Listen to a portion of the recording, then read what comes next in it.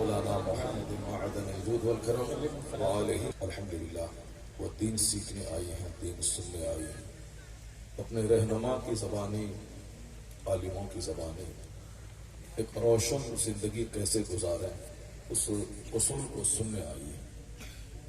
وہ جان لیں کہ کم سے کم ابھی 2-4-5 گھنٹے جب تک یہاں بیٹھی رہیں گی وہ بس خاموش رہیں، کسی سے بات نہ کریں، اور خاموشی کی مشق یہاں سے ہو جائے گی تو انشاءاللہ گھر میں یہ خاموشی کام آئے گی. چونکہ جب گھر میں خاموشی رہتی ہے تو اس گھر میں برکتیں نازل ہوتی ہیں، اور جہاں مرد اور عورت دونوں خوب بولتے ہیں اس گھر سے برکتیں ختم ہو جاتی ہیں. اس لیے میری ماں بہن بیٹیاں یہاں بھی 2 گھنٹے بیٹھ کر کسی سے بات نہیں کریں. جن کے سر کھلے ہوئے ہیں وہ اپنے سروں کو ڈھانپ لیں کہ آپ کے سامنے آپ کے باپ، آپ کے چچا، آپ کے بھائی، آپ کے سماج کے غیر مرد یہاں موجود ہیں. اپنے شوہر کے سامنے بغیر دوپٹہ کے رہیں، کوئی حرج کی بات نہیں ہے. اپنے باپ کے سامنے بغیر اوڑھنی کے رہیں، کوئی عیب کی بات نہیں ہے. اپنے حقیقی بھائی کے سامنے بغیر دوپٹے کے رہیں، کوئی گناہ کی بات نہیں ہے. لیکن غیر مردوں کے سامنے جس سے بھی آپ کا نکاح ہو سکتا ہے اس سے پردہ آپ کا فرض ہے.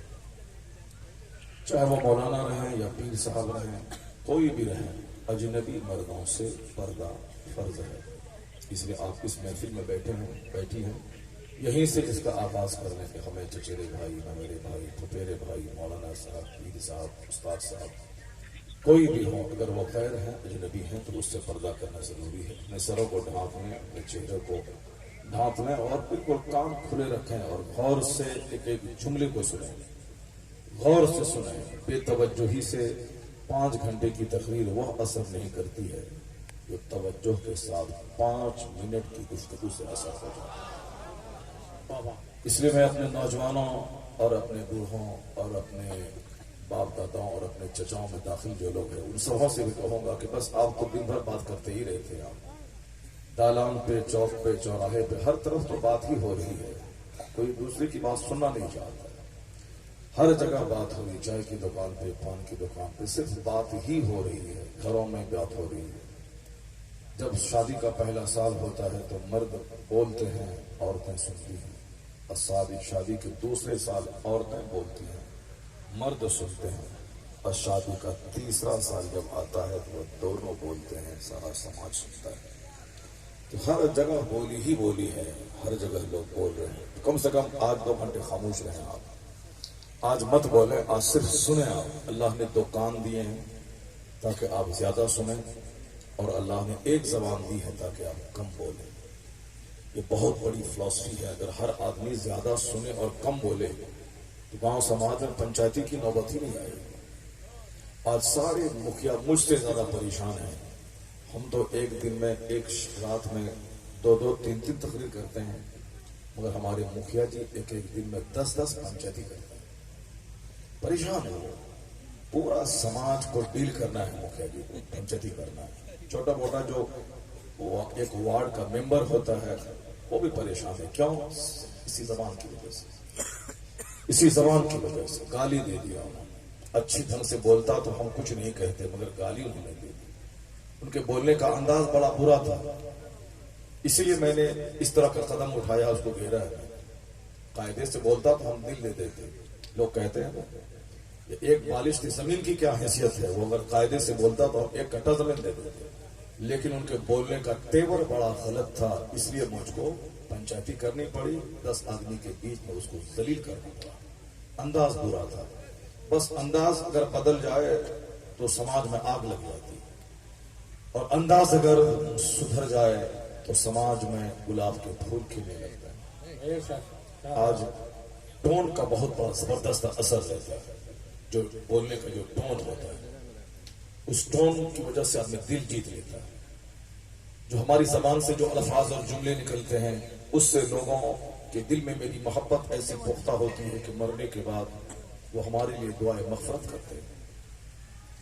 اپنے باپ، اپنے بھائی اگر دعا کریں تو چلو خون کا رشتہ وہاں کام آتا ہے، لیکن اجنبی مرد اگر دعا کرے کہ یا اللہ فلاں محلے کا میرا ایک دوست انتقال کر گیا ہے، شناسائی بہت قریب سے نہیں تھی، البتہ ایک دن اس نے مجھ سے مسکرا کے بات کیا تھا، اس سے پتا چلا کہ بڑا اچھا انسان تھا. اے اللہ تو اپنے کرم سے اسے معاف فرما دے, اس کی بخشش فرما. اجنبی لوگ جو دعا کرتے ہیں وہ دعا زیادہ قبول ہوتی ہے.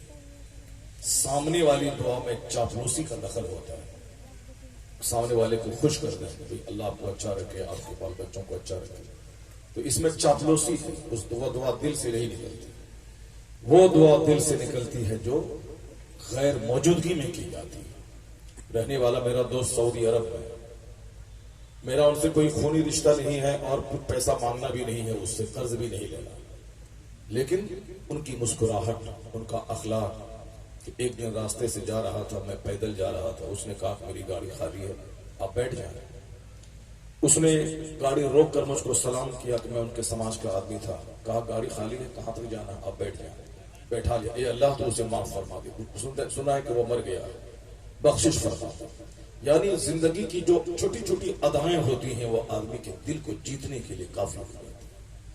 آج انہی چھوٹی چھوٹی باتوں پہ توجہ نہیں دی جاتی ہے جس کی وجہ سے سماج میں آگ لگی, دوریاں بڑھ رہی ہیں. والدین اور اولاد میں دوریاں بڑھ رہی ہیں, پڑوسی میں دوریاں بڑھ رہی ہیں, محلہ آپس میں ٹکرا رہا ہے, ملک آپس میں لڑ رہا ہے. نہیں دیکھا آپ نے یوکرین اور روس دونوں ایک ہی تھے, 50 60 70 سال سے ایک تھے, لیکن ابھی دونوں الگ ہو گئے. ایک گھر سے 2 گھر ہو گئے. دونوں آپس میں بھائی تھے, لیکن آج روس نے قسم کھا لیا ہے کہ اسے ہمیں آخری حد تک کھدڑ کے چھوڑنا. یوکرین نے بھی قسم کھا لیا ہے کہ تم بڑے ہو تو کیا ہوا, تم مجھے ستاؤ گے, میں تجھے بھی چین سے نہیں رہنے دوں گا. آج کئی مہینے گزر گئے, آگ لگی ہوئی, لاکھوں لوگ جنگ میں مارے چلے گئے. رزلٹ کیا نکلے گا؟ کچھ نہیں. آخر میں صلح کر کے ٹیبل پر بیٹھنا ہوگا دونوں کو, اور دونوں ایک دوسرے کے خلاف جنگ نہ کرنے کی نو وار کمپیکٹ کرنا پڑے گا. اس بیچ میں کئی لاکھ لوگ چلے جائیں گے. ایک بھائی دوسرے کو مارنے کو تیار ہے. آگ لگی ہوئی ہے پوری دنیا میں. کہیں شیخ اور پٹھان کی جنگ ہے, کہیں انصاری منصوری کی جنگ ہے, کہیں راجپوت برہمن کی جنگ ہے, کہیں ہریجن اور اگڑی جاتی کی جنگ ہے. جنگ ہے, اکثر جگہوں پہ جنگ ہے. اور آج جس زندگی سے ہم لوگ گزر رہے ہیں اس میں غصہ زیادہ ہے, نرمی کم ہے. گھمنڈ زیادہ ہے, اس میں ایک دوسروں کی قدردانی کم ہے. یہاں پہ عریانیت اور فحاشی زیادہ ہے, اور حیا اور شرم کی کیفیت کم ہے. آج کا یہ جلسہ ایک عظیم الشان جلسہ, جو بہت دنوں کے بعد اتنا خوبصورت جلسہ دیکھنے کو مل رہا ہے. جلسے تو میں نے کل بھی پڑھے ہیں, بارہ بنکی لکھنؤ کے پاس. مجموعہ وہاں بھی بہت اچھا تھا, مگر اتنا اچھا نہیں تھا. میں نے پرسوں کی رات الہ آباد میں مدرسہ سبحانیہ جہاں حضور مجاہد ملت تعلیم حاصل کی ہے, اس مدرسے میں جلسے میں تھا. وہاں بھی جلسہ ہوا, اتنا بڑا مجمع نہیں تھا. اس سے پہلے میں نے کانپور میں تیسری رات میں جلسہ پڑھا, وہاں بہت بڑا مدرسہ تھا, لگ بھگ 25-30 علماء کرام کی دستار بندی ہوئی. مگر اتنا بڑا خوبصورت مجمع نہیں تھا. آج جو خوبصورت مجمع میں دیکھ رہا ہوں, 5 آدمی کے بیچ میں 2 گھنٹہ بولتا ہوں, اور یہ آج یہاں 5000 سے زیادہ کا مجمع ہے. کتنے گھنٹے بولوں گا آپ سمجھ سکتے ہیں. اللہ تبارک و تعالی آپ سبوں کو سلامت رکھے, مگر شرط ہے کہ سارے لوگ بیٹھے رہیں گے. تب اگر 2-4 لوگ یہاں سے اٹھ کے کھڑے ہو کے جانے لگے تب پھر میرا بھی دل اچاٹ ہو جائے گا, میں بھی گفتگو بند کر دوں گا. اگر سارے لوگ بیٹھے رہے جس طرح بھی بیٹھے ہیں, الحمدللہ جب تک آپ سنتے رہیں گے فقیر آپ کو سنتا رہے گا.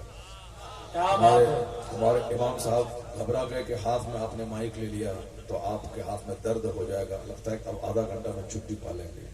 ایسا نہیں ہے, 4 گھنٹے الحمدللہ ہاتھ میں مائک رہے گا, پھر بھی میں اللہ رسول کی بات بولنے کے صدقے میں تھکوں گا نہیں. الحمدللہ سبحان اللہ. میری ماں بہن بیٹیاں سب پردے میں ہیں, غور سے سنیں جو کچھ میں کہنے جا رہا ہوں. بس پہلی بات چھڑ گئی ہے کہ آج امن اور چین اور سکون کی تلاش ہے. وہ سکون ہے کہاں, وہ چین ہے کہاں؟ آگ لگی ہے ہر جگہ ہر طرف. اس کا علاج کس کے پاس ہے؟ کون اس کا علاج کرے گا؟ میں بھی بولتا ہوں تجھے مار دوں گا, آپ بھی کہتے ہیں میں تجھے مار دوں گا. یہ بتائے کہ جب ہم ایک دوسرے کو مار دیں گے تو پھر ہمارے بیچ میں صلح کون کروائے گا؟ کیا ہوگا؟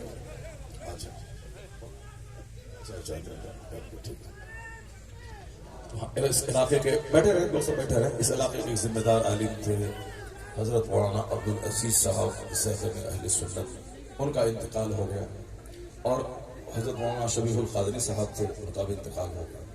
انہی لوگوں کے رینک کے، انہی لوگوں کے ہم عمر ہم عصر ایک عالم دین ہے مولانا صفت اللہ صاحب منکی خان ہے ماشاء اللہ۔ اب یہی بزرگ ہیں جنہوں نے علاقے میں خدمتیں کی، گوپال گنج اور سیوان، پورے بہار میں یہ دونوں اضلاع ایک زبردست سنیوں کا گڑھ مانا جاتا ہے، سبحان اللہ۔ جہاں بڑی بڑی کانفرنسیں ہوئی ہیں، پورے بہار اور ہندوستان لیول کی کانفرنسیں ہوئی ہیں، اور آج تک سنی کانفرنس کی دھمک پورے ہندوستان میں موجود ہے۔ جو ہمارے والنٹیئر سے آگے پیچھے کر رہے ہیں، ان بچوں سے میں کہتا ہوں تم لوگ بھی بیٹھ جاؤ اور گفتگو سنو، صرف یہاں اور وہاں آگے پیچھے لیفٹ رائٹ مت کرو، بیٹھ جاؤ غور سے سنو، اور گفتگو سننے اور سنانے کے لیے جلسہ ہوا ہے۔ مجھے معلوم ہے کہ کل تم ریکارڈ کو سن لو گے، الگ بات ہے، ریکارڈ سے زیادہ اس وقت سننے میں مزہ ملتا ہے جب آدمی سننے والے کو اپنی آنکھوں سے دیکھتا ہے۔ اس لیے میں سارے والنٹیئرز کہوں گا کہ بس تھوڑی دیر آپ بیٹھ جاؤ، 1-2 گھنٹے بیٹھ جاؤ اور آرام سے آپ اپنے پاؤں کو چین اور سکون دو اور اس فقیر کی گفتگو سنا۔ ماشاء اللہ، یہ ہمارے پورے سیوان اور گوپال گنج کی شان میں سے ایک شان ہے مولانا صفت اللہ صاحب۔ بہت بڑا ادارہ، بہت بڑا مدرسہ لڑکوں کا لڑکیوں کا یہ چلاتے ہیں۔ اللہ تبارک و تعالی ان کو صحت و عافیت کے ساتھ لمبی عمر عطا فرمائے اور بہت دنوں تک مسلک اہل سنت و جماعت مسلک اعلیٰ حضرت کی خدمت کی توفیق عطا فرمائے۔ آج پورے گاؤں میں عید کا منظر ہے۔ کون سا گاؤں ہے؟ میر علی پور۔ آج عید کا منظر ہے۔ میں جیسے گاؤں میں گھسا وہاں سے لے کے فارم ہاؤس تک مکھیا جی کے پورا گاؤں بالکل عید کے دن اتنا خوش نظر نہیں آیا جتنا آج جلسے کے دن خوش نظر آیا۔ اور ظاہر سی بات ہے عید کے دن تو گاؤں کے لوگ ہی نماز پڑھتے ہیں، سوئی کھاتے ہیں، اور آج تو 50 گاؤں کے لوگ ان کے گاؤں میں ان کی خوشی میں شریک ہونے کے لیے آ گئے۔ سبحان اللہ۔ اب جو لوگ بولے کہ جلسہ کرانے سے کیا فائدہ ہے، اب اس کی عقل کو دور سے ہی سلام کر کے چھوڑ دیجیے، زیادہ ڈیبیٹ اور بحث مت کیجیے۔ یہ جان لیں کہ 50 گاؤں کے لوگ جس گاؤں میں جمع ہو جائیں اس گاؤں کا ذرہ ذرہ آج مسکرا رہا ہے۔ اپنی تقدیر پہ ناز کریں کہ مہمان آئے، ورنہ اس سائنٹیفک ایج میں کہاں مہمان، کہاں دسترخوان، کہاں لوگ ملتے ہیں۔ ہر آدمی تنہا تنہا رہ رہا ہے۔ سوشل ڈسٹینسنگ کورونا نے بھی بڑھا دیا اور ہماری مصروفیات نے بھی بڑھا دیا۔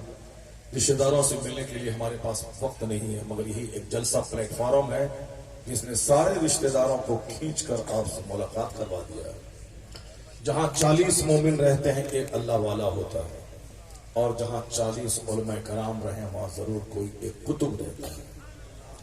اب کون قطب ہے تو قیامت کے دن پتہ چلے گا، کیونکہ بہت سارے لوگوں کو مرتے وقت پتہ چلتا ہے کہ میں اللہ کا ولی ہوں، مرتے وقت زندہ، اور بہت سارے لوگ یہ ہوں گے کہ قیامت کے دن پتہ چلے گا یہ اللہ کا ولی ہے، زندگی میں پتہ نہیں چلتا۔ اگر پتہ چل جائے میرے بارے میں یہ قطب ہے اس علاقے کا، جو بول دیتا ہے ہو جاتا ہے، میرے سر کے ایک بال بھی نہیں رہیں گے اور میرے بدن کا ایک گوشت بھی نہیں بچے گا، سارے لوگ آ کر کے بال نوچ کے لے کے چلے جائیں گے۔ اس لیے قطب کو اللہ چھپا کے رکھتا ہے۔ سرکار اعلیٰ حضرت رضی اللہ تعالیٰ عنہ ایک بار بنارس کاشی شہر سے گزر رہے تھے، ایک مندر کے سامنے آپ کی پالکی رکی، آپ پالکی سے نیچے اترے اور ایک شخص مندر سے نکلا، اور دونوں کے درمیان پشتو زبان میں، جو افغانستانی کی زبان ہے، اس پشتو زبان میں دونوں میں بہت دیر تک گفتگو ہوتی رہی۔ سارے لوگ دنگ تھے۔ مندر کے ایک پنڈت جی اور اعلیٰ حضرت، ان دونوں میں کیا کون سا رشتہ ہے؟ مندر سے نکلے ہیں جو دیکھنے میں پنڈت جی لگ رہے ہیں، اور یہ اعلیٰ حضرت لاکھوں علماء کے سردار ہیں، اپنے زمانے کے قطب الارشاد ولی کامل نائب غوث اعظم ہیں۔ دونوں میں بہت دیر تک بات ہوتی رہی، گفتگو ختم ہوئی، اعلیٰ حضرت آگے کی مندر کی طرف بڑھے، وہ مندر کی طرف چلے گئے۔ کسی نے پوچھا کہ حضور یہ معاملہ سمجھ میں نہیں آ رہا، وہ شخص مندر سے نکلا تھا اور آپ قطب وقت ہیں، کون تھے وہ حضور بتا دیں؟ اعلیٰ حضرت نے کہا کہ وہ اس بنارس شہر کے موجودہ قطب ہے، اللہ حسن، وہ موجودہ قطب ہے، اپنی قطبیت کو چھپانے کے لیے وہ مندر میں رہتے ہیں، اپنی قطبیت کو چھپانے کے لیے وہ مندر میں رہتے ہیں۔ میں کہتا ہوں کہ سماج میں لوگ تو بے شمار لوگ رہتے ہیں، لیکن کون قطب ہے، کون ولی ہے جو اس کو پہچان لے وہ کون ہوتا ہے؟ وہ میری طرح حضرت نہیں ہوتا جو قطب کو پہچان لے، وہ کروڑوں حضرتوں کا اعلیٰ حضرت ہوتا ہے۔ سبحان اللہ، کیا بات ہے!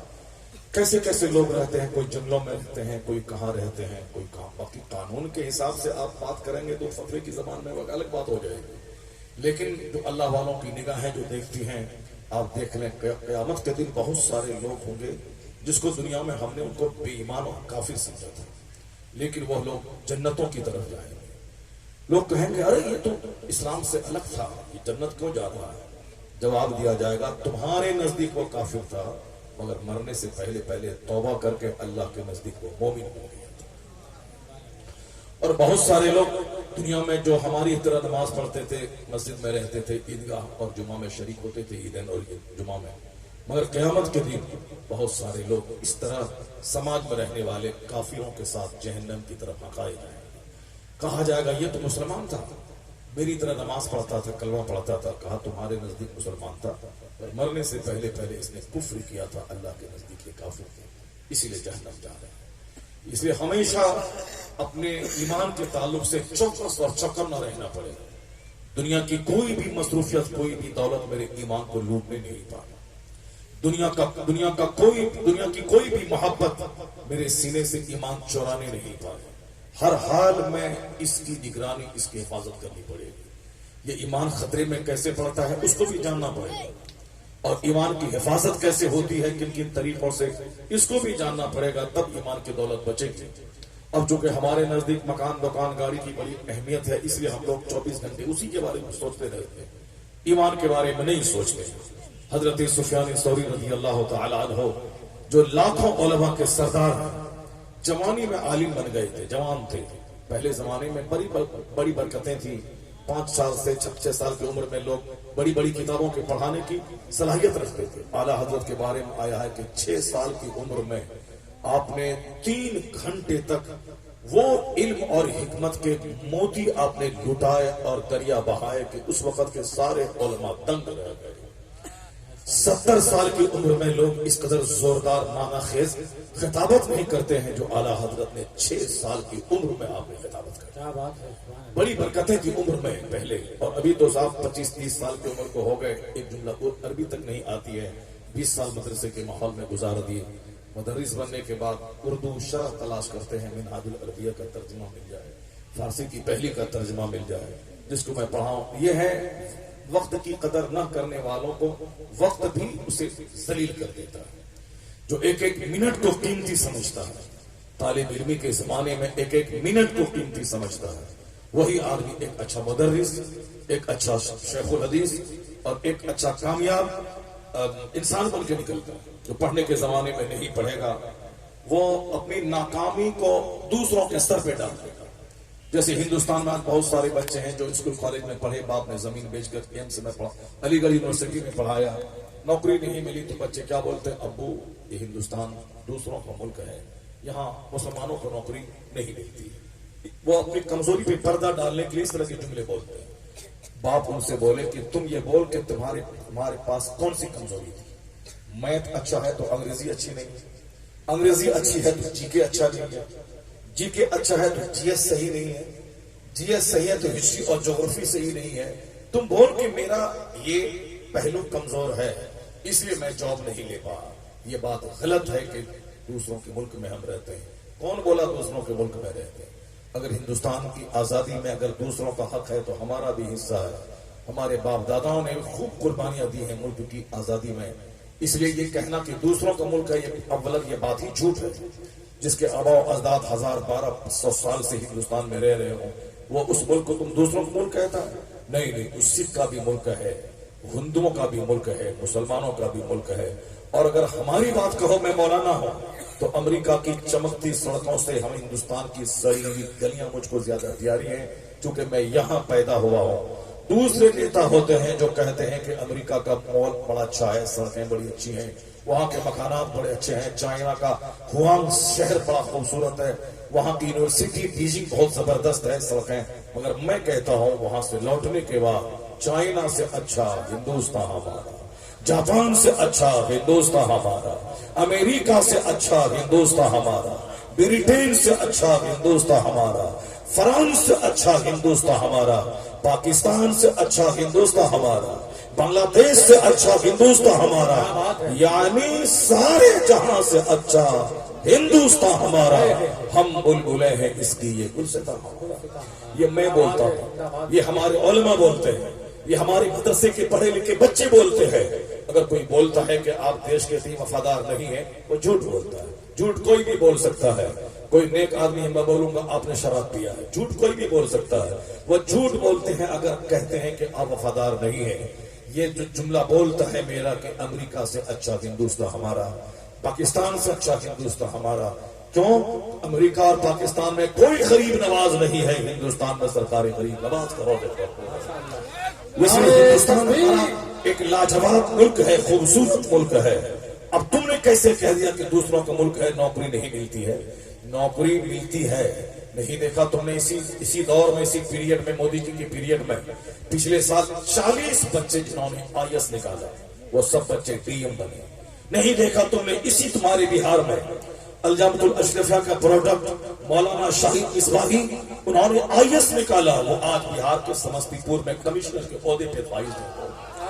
नहीं देखा तुमने इसी हिंदुस्तान में कश्मीर का शाह फैसल पूरे यूपीएससी में टॉप रिजल्ट निकाला उसने, यानी टॉप, जो कभी आज से लगभग 30 साल पहले इसी गोपालगंज सिवान का एक पूत था, जो आज हमारे नजदीक भले ही अकीदे के एतबार से बहक गया हो, लेकिन उनके आबा अजदाद बड़े अच्छे थे। आमिर सुबहानी नाम का एक शख्स, वो इसी धरती का था जिसने पूरी हिंदुस्तान में आईएएस में टॉप किया था। अभी अकीदे के एतबार से इख्तलाफ हो सकता है, बाकी उन्होंने इसी धरती से निकलकर पढ़ने लिखने के बाद उन्होंने आईएएस निकाला, और हर साल 30 से 40 बच्चे आईएएस बनते हैं। मुकाबला सख्त है, मेहनत बढ़ा दो। 10 घंटे पढ़ने से काम नहीं चलेगा, 12 घंटे पढ़। 12 घंटे पढ़ने से काम नहीं चलेगा, 14 घंटा पढ़। 14 घंटे पढ़ने से काम नहीं चलेगा, 18 घंटे पढ़। जब मुकाबला सख्त हो तो मेहनत बढ़ा दे, स्टडी बढ़ा दे, और जब मुकाबला सख्त है तो लड़ाई करके नौकरी और जॉब ले। ऐसा नहीं कि किसी नाआल और घटिया आदमी को डीएम बना दिया जाएगा, ऐसा नहीं कि किसी कम पढ़े लिखे को बैंक का मैनेजर बना दिया जाएगा। नहीं, हर जगह एबिलिटी की तलाश है, हर जगह काबिलियत की तलाश है, हर जगह एबिलिटी, सलाहियत और अहलियत की तलाश है। इस कदर लड़ाई कर और इस कदर तू सजदा कर कि सजदे से रूहानी ताकत मिले, 18 घंटे स्टडी से किताबी सलाहियत मिले। जिनके पास सिर्फ मेहनत है वो तुझसे मुकाबला नहीं कर पाएगा, क्योंकि तुम्हारे पास मेहनत भी रहेगी और खुदा की तरफ से बरकत भी रहेगी। तो हर मैदान में पहले तू कामयाब होगा, बाद में दूसरे लोग कामयाब होंगे।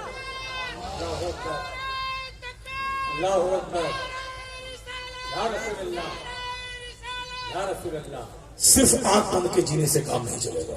दुनिया के जो ज़ाब्ते हैं, दुनिया के जो उसूल हैं, दुनिया में कामयाब होने के जो फार्मूलाज हैं, उस फार्मूलाज को अपनाना होगा। सिर्फ जोशीली बात करने से काम नहीं चलेगा। ये दुनिया दारुल अमल है। जिस तरह का पेड़ में लगाता हूं उसी तरह का फल निकलता है। यहाँ ऐसा नहीं होता है कि मैं सेब का पेड़ लगा के आम वहां से हासिल करूं, आम का दरख्त लगा के वहां से मैं कटहल हासिल करूं, मैं गेहूं का बीज बो के बासमती चावल हासिल करूं। ऐसा नहीं होता है कि मैं खेत में जाऊं, हल चलाऊं और वहां से सोने की हांडी निकल जाए और मैं ला करके अरबों का मैं घर बना दूं। नहीं होता ऐसा। अगर हांडी मिलती भी है जमीन से तो करोड़ों में और 400-500 साल के अंदर में कहीं कहीं ऐसा होता है। शाजो नादिर कोई ज़ाब्ता नहीं है। ज़ाब्ता वही है कि जैसी जमीन वैसी फसल, जैसा दरख्त वैसा फल, जैसी मेहनत वैसी कामयाबी। ये ज़ाब्ता है दुनिया के। दुनिया दारुल अमल है, काम की जगह है। अगर मेहनत करेंगे, कोई दलित हरिजन घराने के बच्चे, ब्राह्मण के बच्चे अगर सोएंगे खाएंगे वो डीएम नहीं बनेंगे। अगर मेहनत करेंगे राजपूत के बच्चे और मुसलमान के बच्चे खाएंगे सोएंगे, ये डीएम नहीं बनेंगे। डीएम बनने के लिए मेहनत जरूरी है, स्ट्रगल जरूरी है, जद्दोजहद जरूरी है। जन्नत मिलेगी ईमान की बुनियाद पर, मगर दुनिया की कामयाबी मिलेगी मेहनत की बुनियाद पर। इसलिए आप मेहनत बढ़ा दे, स्ट्रगल बढ़ा दे, जद्दोजहद बढ़ा दे, मेहनत बढ़ा दे। और गरीब नवाज के आस्थाने पर भी कभी कभी चला जा, बाबा 8 घंटे 18 घंटे में पढ़ता हूँ, मेरे जिम्मे ही मेहनत थी, मैंने मेहनत किया। अब सिर्फ मुस्कुरा के आप हाथ उठा के दुआ दे दें। इधर से मेहनत चलेगी, उधर से गरीब नवाज की मुस्कुराहट और दुआ चलेगी, तो फिर यह दोनों मिलकर कामयाब کامیابی کے شاہراہ پہ آپ کی گاڑی کو دوڑا دے گی، منزل مقصود تک پہنچا دے گی۔ یہی قرآن پاک کا بھی مفہوم ہے، یہی حدیث پاک کا بھی مفہوم ہے، یہی اولیاء صالحین نے مجھے کہا ہے، یہی بزرگان دین نے بھی مجھ کو کہا ہے۔ محنت کرنی پڑے گی، محنت شرط ہے، محنت کے بغیر کچھ نہیں ملنے والا ہے اس دنیا میں۔ اے بھائی، اے تم بیٹھ، آپ لوگ بیٹھتے کیوں نہیں ہو بھائی؟ بڑا مسئلہ ہے، بہت ہو گیا، دستار بندی کے سارے سامان آ گئے اور ہمارے سارے لوگ مہمان بیٹھ گئے ہیں، سارا مجمع خاموش ہے۔ آپ لوگ بیٹھ کے نا، آپ لوگ بھی غور سے سنیں میری بات۔ میری ماں بہن بیٹیاں اس قدر کثیر تعداد میں ہیں، پہلی بار میں نے دیکھا کہ اتنی تعداد ہو اور خاموشی چھائی ہوئی ہو۔ سبحان اللہ۔ یہ تو ہمیں اپنے عالموں سے سنا تھا کہ ایک طرف صاحب کوئی بولے کہ آسمان سے نیچے ہیرا اتر رہا ہے تو تم اس کو تو مان لینا، مگر کوئی بولے کہ 3 خاتون ایک جگہ بیٹھی ہیں، وہ تینوں چپ چاپ تھی، اس کو مت ماننا، اس کو مت ماننا۔ یہ ہمارے بزرگوں نے ایک کامیڈی کے طور پر انہوں نے اس طرح کی باتیں کہی ہیں کہ وہ خاموش رہتی نہیں، سب وہ سب بولتی ہیں، کوئی کسی کی نہیں سنتی ہے۔ اور یہ بات بالکل میں نے اپنے تجربے میں دیکھا۔ امی سے ملنے کے لیے پڑوس کی عورتیں آتی ہیں، وہ سب اپنی کہانی سن رہی، یہ غم ہے، یہ مصیبت ہے، یہ ٹینشن ہے، آپ دعا کر دیں۔ اور امی اپنی بات کہتی ہیں، وہ سب اپنی بات کر رہی، کوئی کسی کی بات نہیں سنتی ہے، یہ کوئی کسی کی بات نہیں سنتی ہے۔ یہ ایک ڈیمیرٹ ہے، کمزوری ہے خواتین میں کہ کوئی کسی کی بات نہیں سنتی، اپنی ہی بات کرتی چلی جاتی۔ مگر آج میں خوش ہوں کہ آج میر محمد پور میں، میر علی پور میں ماشاءاللہ ہماری بہنیں بیٹھی ہیں، خاموش ہیں، کوئی کسی سے بات نہیں کر رہی۔ وہ جو مولانا بولا تھا کہ 3 عورتیں بیٹھی ہیں، اگر چپ رہیں تو یہ بات سچ نہیں ہو سکتی ہے، میں اسے بتاؤں گا کہ یہ بات وہاں کے لیے غلط تھی، مگر میر علی پور کے لیے بات سچ ثابت ہو گئی۔ کیا بات ہے، ماشاءاللہ۔ اللہ تبارک و تعالیٰ میری ماں بہن بیٹیوں کو اسی طرح خاموش رہ کر گفتگو سننے کی توفیق عطا فرمائے۔ بات ہماری چل رہی تھی، اب میں ایک دوسری ضروری بات میں کہنے جا رہا ہوں۔ ہر جگہ جو ایک آگ لگی ہے، پہلے اس کو میں پورا کر لوں، پھر اس کے بعد میں اگلے ٹاپک کی طرف میں بڑھتا ہوں۔ جو بات چھڑ گئی ہے، ہم آج بیٹھے ہیں یہاں سکون کی تلاش میں۔ بہت بات ہو گئی کھانے کمانے کی، آج بات ہو دل کے سکون، دل کو سکون کیسے ملے اس کی بات ہونی چاہیے۔ میرے گھر میں امن کیسے ہو اس کی بات ہونی چاہیے۔ میرے گاؤں کے اختلاف کی آگ کیسے بجھے اس کی بات ہونی چاہیے۔ میرے پاس ہے 50 کروڑ کا بنگلہ، سکون نہیں ہے۔ میرے پاس ہے 1000 بیگھہ زمین، سکون نہیں ہے۔ مولانا صاحب کوئی ایسی تھیوری بتا دے کہ سکون مل جائے، بتاؤ۔ تم مذہب کی بات کرو، قرآن کی بات کرو، ہے قرآن میں کوئی ایسا نسخہ کہ 1000 بیگھہ زمین میرے پاس ہے مگر سکون نہیں ہے؟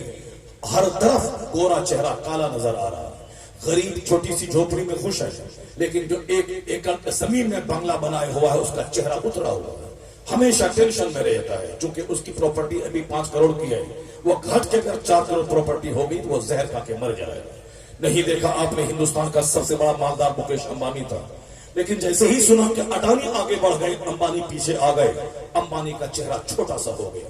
آپ لوگ زیادہ دیکھتے ہیں، ہم لوگ کم دیکھتے ہیں، کبھی کبھی دیکھتے ہیں، مگر ہر کہانی سے وہاں سے نصیحت کے موتی نکالتے ہیں، اپنے لیے کچھ خوراک حاصل کرتے ہیں کہ جب اتنی دولت کے باوجود ان کا چہرہ سوکھتا ہے تو پھر ہم دولت کے لیے کیوں لالائیے، کیوں بے چین ہو جائے؟ اس کا مطلب ہے کہ دولت چہرے کو مسکراہٹ نہیں دے سکتی ہے۔ اگر مسکراہٹ دیتی تو سب سے زیادہ مسکرانے والا امبانی ہوتا، جو ہندوستان کی 150 کروڑ کی آبادی میں سب سے بڑا مالدار تھا، لیکن جیسے ہی اڈانی آگے گئے ان کا چہرہ سوکھ گیا۔ اور ابھی آپ نے دیکھا ہوگا 2 مہینہ پہلے اڈانی کا نام 1 نمبر پہ آیا، لیکن 2 مہینے کے اندر جیسے ہی اڈانی 25ویں پادان پہ چلے گئے پوری دنیا میں، اس کے بعد اس کا چہرہ چھوٹا سا ہو گیا۔ اتنی دولت ہے کہ مجھ جیسے لاکھوں آدمی کی زمین جائیداد پیسے سب ایک پلے میں رکھے جائیں، اور اڈانی کے پاس اتنے پیسے ہیں کہ اس کو رکھے جائیں تو اس کے پیسے کا وزن بھاری ہوگا۔ اتنی دولت کے باوجود چہرہ چھوٹا ہو گیا، چونکہ جو جتنا بڑا ہوتا ہے اس کی خواہشات اتنی بڑی ہوتی ہیں۔ وہ انڈیا کا بڑا تھا، سوچتا تھا میں پوری دنیا کا اول نمبر کا ریچسٹ مین بن جاؤں، یہی تمنا رہتی، یہی تمنا چہرے کو سکھا دیتی، یہی تمنا اندر میں ہوس کی آگ ڈال دیتی ہے۔ آج دکان میں بیٹھ کر 10 کروڑ روپے کی بکری ہوئی اور کل اسے صدمہ ستاتا ہے کہ 10 کروڑ سے گھٹ کے 5 کروڑ بکری ہو گئی، میں تو زہر کھا کے مر جاؤں گا۔ میں تو آج 5 کروڑ کی میں کار پہ چل رہا ہوں، اگر کل بزنس میرا کمزور ہوا اور 5 کروڑ سے آ کر کے میں 25 لاکھ کی فارچونر پہ چلنے لگا تو میں سماج میں غریب ہو جاؤں گا۔ آج میرے پاس فارچونر ہے، اگر میں نے کل اس کو بیچ کر کے سوئفٹ خرید لیا میں تو سماج میں منہ دکھانے کے قابل نہیں رہوں گا۔ یہی سب سوچ کے لوگ خودکشی کر رہے ہیں۔ لوگ زہر کھا کے مر رہے ہیں، اور ایک طبقہ ہمارا ہے جو نماز روزہ حج و زکات سب چھوڑ کر اسی کیچڑ کو چاٹ رہا ہے، جس کے پاس خربوں کی دولت ہے پھر بھی چہرہ سوکھا ہے، اور یہ 2 لاکھ روپے کما کر کے کیا حاصل کرنا چاہتا ہے، جس کے پاس ایک شہر میں 50 مکان ہے پھر بھی ان کے آنکھ میں آنسو کے قطرے ہیں، اندر میں ہوس کی آگ ہے، یہ 5 کمرے کا مکان بنا کے کیا حاصل کرنا چاہتا ہے۔ اس لیے اپنے نوجوانوں سے کہتا ہوں کہ سکون کی تلاش میں آنکھیں کھول کے دنیا کو دے، تمہاری سوچ اتنی چھوٹی ہے، بس 2-4 کٹھا زمین ہو جائے، بس ایک شہر میں چھوٹا سا گھر ہو جائے، بس تھوڑی سی چھوٹا سا ایک پارک ہو جائے، ایک مارکیٹنگ کمپلیکس ہو جائے، بس آرام سے کھائیں گے کمائیں گے، کرایہ ہی اتنا آ جائے گا کہ کوئی ٹینشن نہیں رہے گا۔ معلوم ہے کرایہ اگر 10 لاکھ آ جائے، ایک کانٹا پاؤں میں چبھتا ہے، اور کینسر کی شکل جب وہ انفیکشن لیتا ہے تو آپریشن میں ڈاکٹر 25 لاکھ کا ڈیمانڈ کرتے ہیں، ورنہ تیرا پاؤں پورا سڑ جائے گا اور تو 2-4 مہینے کے اندر میں موت کے منہ میں چلا جائے گا۔ 10 لاکھ کی بات کرتے ہیں، ایک آدمی 10 کروڑ روپے ایک جھٹکے میں خرچ ہو جاتے ہیں۔ پیسوں کی کوئی انتہا نہیں ہے، نہ کار کی کوئی حد ہے، نہ مکان کی کوئی حد ہے۔ اپنے سے اوپر والوں کو دیکھ کر کس قدر بے چینی کی آگ میں وہ لوگ جل رہے ہیں۔ میں اپنے بچوں سے پوچھتا ہوں کہ تم نے کسی مولانا کو دیکھا جو چاروں طرف سے بال مونڈ کر بیچ میں عورتوں کی چوٹی کی طرف بال رکھا ہو الجھا کے، جس طرح کا بال تم رکھ رہے ہو؟ کیا کسی تیری مسجد کے امام صاحب نے رکھا؟ جواب ہے نہیں۔ کیا میں نے رکھا؟ جواب ہے نہیں۔ کیا تمہارے پیر صاحب نے رکھا؟ جواب ہے نہیں۔ کیا تم نے کبھی بزرگوں کی کتابوں میں پڑھا؟ جواب ہے نہیں۔ پھر تم نے کس کو دیکھ کر تم نے اس طرح کے بال رکھے؟ تم نے ہاتھ میں دھاگا باندھا، تم نے انگلی میں انگوٹھی پہنی سونے کی، تم نے گلے میں سونے کا چین باندھا، تم نے پاؤں میں لوہے کا کڑا پہنا، تم نے اپنی انگلی میں سونے کی انگوٹھی پہنی۔ مولانا چلاتا رہا کہ مرد کو سونا پہننا حرام ہے، عورتیں پہنے، عورتیں چاندی استعمال کریں، سونا استعمال کریں، عورتیں ہیرے جواہرات استعمال کریں، مرد کے لیے پیتل حرام ہے، تانبا حرام ہے، سونا حرام ہے، صرف چاندی کی ایک انگوٹھی جائز ہے۔ اگرچہ حکمتیں بے شمار ہیں کہ سونا کیوں حرام ہے۔ سونا چونکہ جنت میں مردوں کو پہنایا جائے گا جو صاحب ایمان دنیا سے جائیں گے، وہاں کا کنگن، اسی لیے ان سے کہا گیا ہے کہ دنیا میں سونا مت پہن، یہاں صبر کر، جب مرنے کے بعد جنت جائے گا تو سونے کے کنگن تجھ کو پہنائے جائے۔ اس لیے اس جنت کے انتظار میں تو کنگن مت پہن، اور تو یہاں کنگن مت پہن۔ یہ دنیا محنت کی جگہ ہے، اسٹرگل جدوجہد کی جگہ ہے۔ کنگن پہن کے، چوڑی پہن کے تو کیسے اس زمین پہ پائلٹ بنے گا، کیسے ٹرین دوڑائے گا، کیسے سمندر میں 4 مہینے غوطہ لگا کے علم و حکمت کے موتی نکالے گا، کیسے تو فضاؤں میں 6 مہینے تک معلق رہے گا۔ چوڑی پہنے گا تو پھر کیا سماج کا ہوگا؟ چوڑی عورتیں پہنے، وہ گھر میں رہے، گھر کو جنت بنائے، بال بچے کی پرورش اور برداشت کرے، وہ اپنے گھر کو جنت جیسا منظر اور ماحول دے دیں۔ وہ ہے ان کا چہرہ کمزور، ان کا جگر کمزور، ان کا چمڑا کمزور، ان کی طبیعت کمزور، وہ کمزور ہے، وہ گھر میں رہے۔ تم طاقتور ہے، تیرا چمڑا موٹا ہے، تیرا جگر موٹا ہے، تیرا اسٹیمینا اس سے زیادہ ہے، اس لیے تو چوڑی مت پہن۔ جنت میں پہننا، جہاں جنت میں کام نہیں ہے، صرف آرام ہے، جنت میں حج بھی نہیں ہے، جنت میں زکات بھی نہیں ہے، جنت میں روزہ بھی نہیں ہے، جنت میں نماز بھی نہیں ہے، وہاں صرف آرام ہے۔ پاکیزہ شراب پی لے، شراباً طہورا تیرے لیے، لبناً خالص پیور دودھ تیرے لیے، شہد کی نہریں ہیں شہد کا، دودھ پی، شراب پاکیزہ پی۔ 70 حوریں تمہاری نکاح میں، جو تھوکے تو ساتوں سمندر کا نمکین پانی میٹھا ہو جائے، ایسے ہی حسن کی ملکہ تمہاری نکاح میں، وہاں 30 مردوں کے برابر طاقت تجھ کو دی جائے گی۔ صرف آرام سے چین کے بعد میں رہنا ہے اور پھر وہاں عیش کرنا ہے، وہاں کوئی محنت نہیں ہے۔ یہ دنیا ہے محنت کی جگہ۔ یہ 70 سال تمہارے نزدیک 70 منٹ ہے، اس 70 سال کو کما مت۔ رات قیمتی ہے، دن قیمتی ہے، صبح قیمتی ہے، شام قیمتی ہے۔ یہاں چائے کی دکان پہ 1 گھنٹہ بکواس کرنے کی دنیا نہیں ہے۔ اگر سانس ٹوٹ گئی، مر گیا تو ڈھونڈے گا، ایک منٹ کے ترسے گا کہ 1 منٹ واپس دنیا میں لوٹا دیتا کہ میں ایک سجدہ کر لوں، 1 منٹ دنیا میں لوٹا دیتا کہ میں 1000 بار درود پڑھ لوں، مجھے دنیا میں لوٹا دے واپس تاکہ میں 5 روپیہ غریبوں میں خیرات کر دو، مجھے لوٹا دے دنیا میں تاکہ جو میں نے چائے کی دکان پہ 5 گھنٹے گزارے، وہ 5 گھنٹے میں دینی کتاب اور قرآن کی تفسیر کا میں مطالعہ کر لوں۔ 1 منٹ کے لیے ترسے گا وہاں نہیں فرشتہ مہلت دے گا کہا کچھ نہیں، ایک لمبی مہلت تجھ کو مل گئی، 60 سال 70 سال 80 سال 90 سال کی مہلت ملی، تم نے کچھ نہیں کیا، اب تمہیں 1 منٹ کی مہلت دوں گا تو کیا کرے گا؟ مہلت نہیں ملے گی. لن یؤخر اللہ نفسا اذا جاء اجلها، جب موت آئے گی ایک لمحہ کے لیے اس کو مؤخر نہیں کیا جائے گا. تو ابھی جو وقت ہے ایک ایک لمحہ قیمتی ہے، ایک ایک منٹ قیمتی ہے، اس کو بیکار کی باتوں میں بیکار کے کاموں میں مت لگا. 1 منٹ سجدہ کر، اس کا انعام 70 حوروں کی صورت میں مرنے کے بعد جنت میں مل جائے گا. جنت نعرے تکبیر، جواب دے سب لوگ، نعرے تکبیر، نعرے رسالت، مسلک اعلی حضرت علامہ مفتی شاہریار صاحب قبلہ. یہ جنت عیش کی جگہ ہے، دنیا نہیں ہے. دنیا میں عیش نہیں ہے، دنیا میں آرام نہیں ہے. اگر آپ بولیں گے نہیں صاحب یہ سب کہنے کی باتیں ہیں، میں تو بہت دن تک رہوں گا، میں سب کچھ دنیا میں حاصل کر کے رہوں گا، میں کہوں گا موت ساری لذتوں کا خاتمہ کر دیتی ہے. ہندوستان کے پہلے پردھان منتری جواہر لال نہرو جی تھے، آج وہ نہیں ہے، دوبارہ آ بھی نہیں سکتے ہیں. دوسرے پردھان منتری مورارجی گلزاری لال نندا تھے، وہ آج نہیں ہے، پھر دوبارہ قیامت تک کبھی آ نہیں سکتے. مورارجی دیسائی تھے، وہ آج نہیں ہے، پھر دوبارہ آ نہیں سکتے. اس کے بعد اندرا گاندھی بنی، وہ چلی گئی، وہ دوبارہ دنیا میں آ نہیں سکتی، چاہے ہاتھ ان کا پوتا ہاتھ 1000 اوپر نیچے نچائے کہ میری دادی آ جا، نہیں ہوگا ایسا. چلا گیا. جو چلی گئی. اس کے بعد جو لوگ آئے وہ لوگ بھی چلے گئے.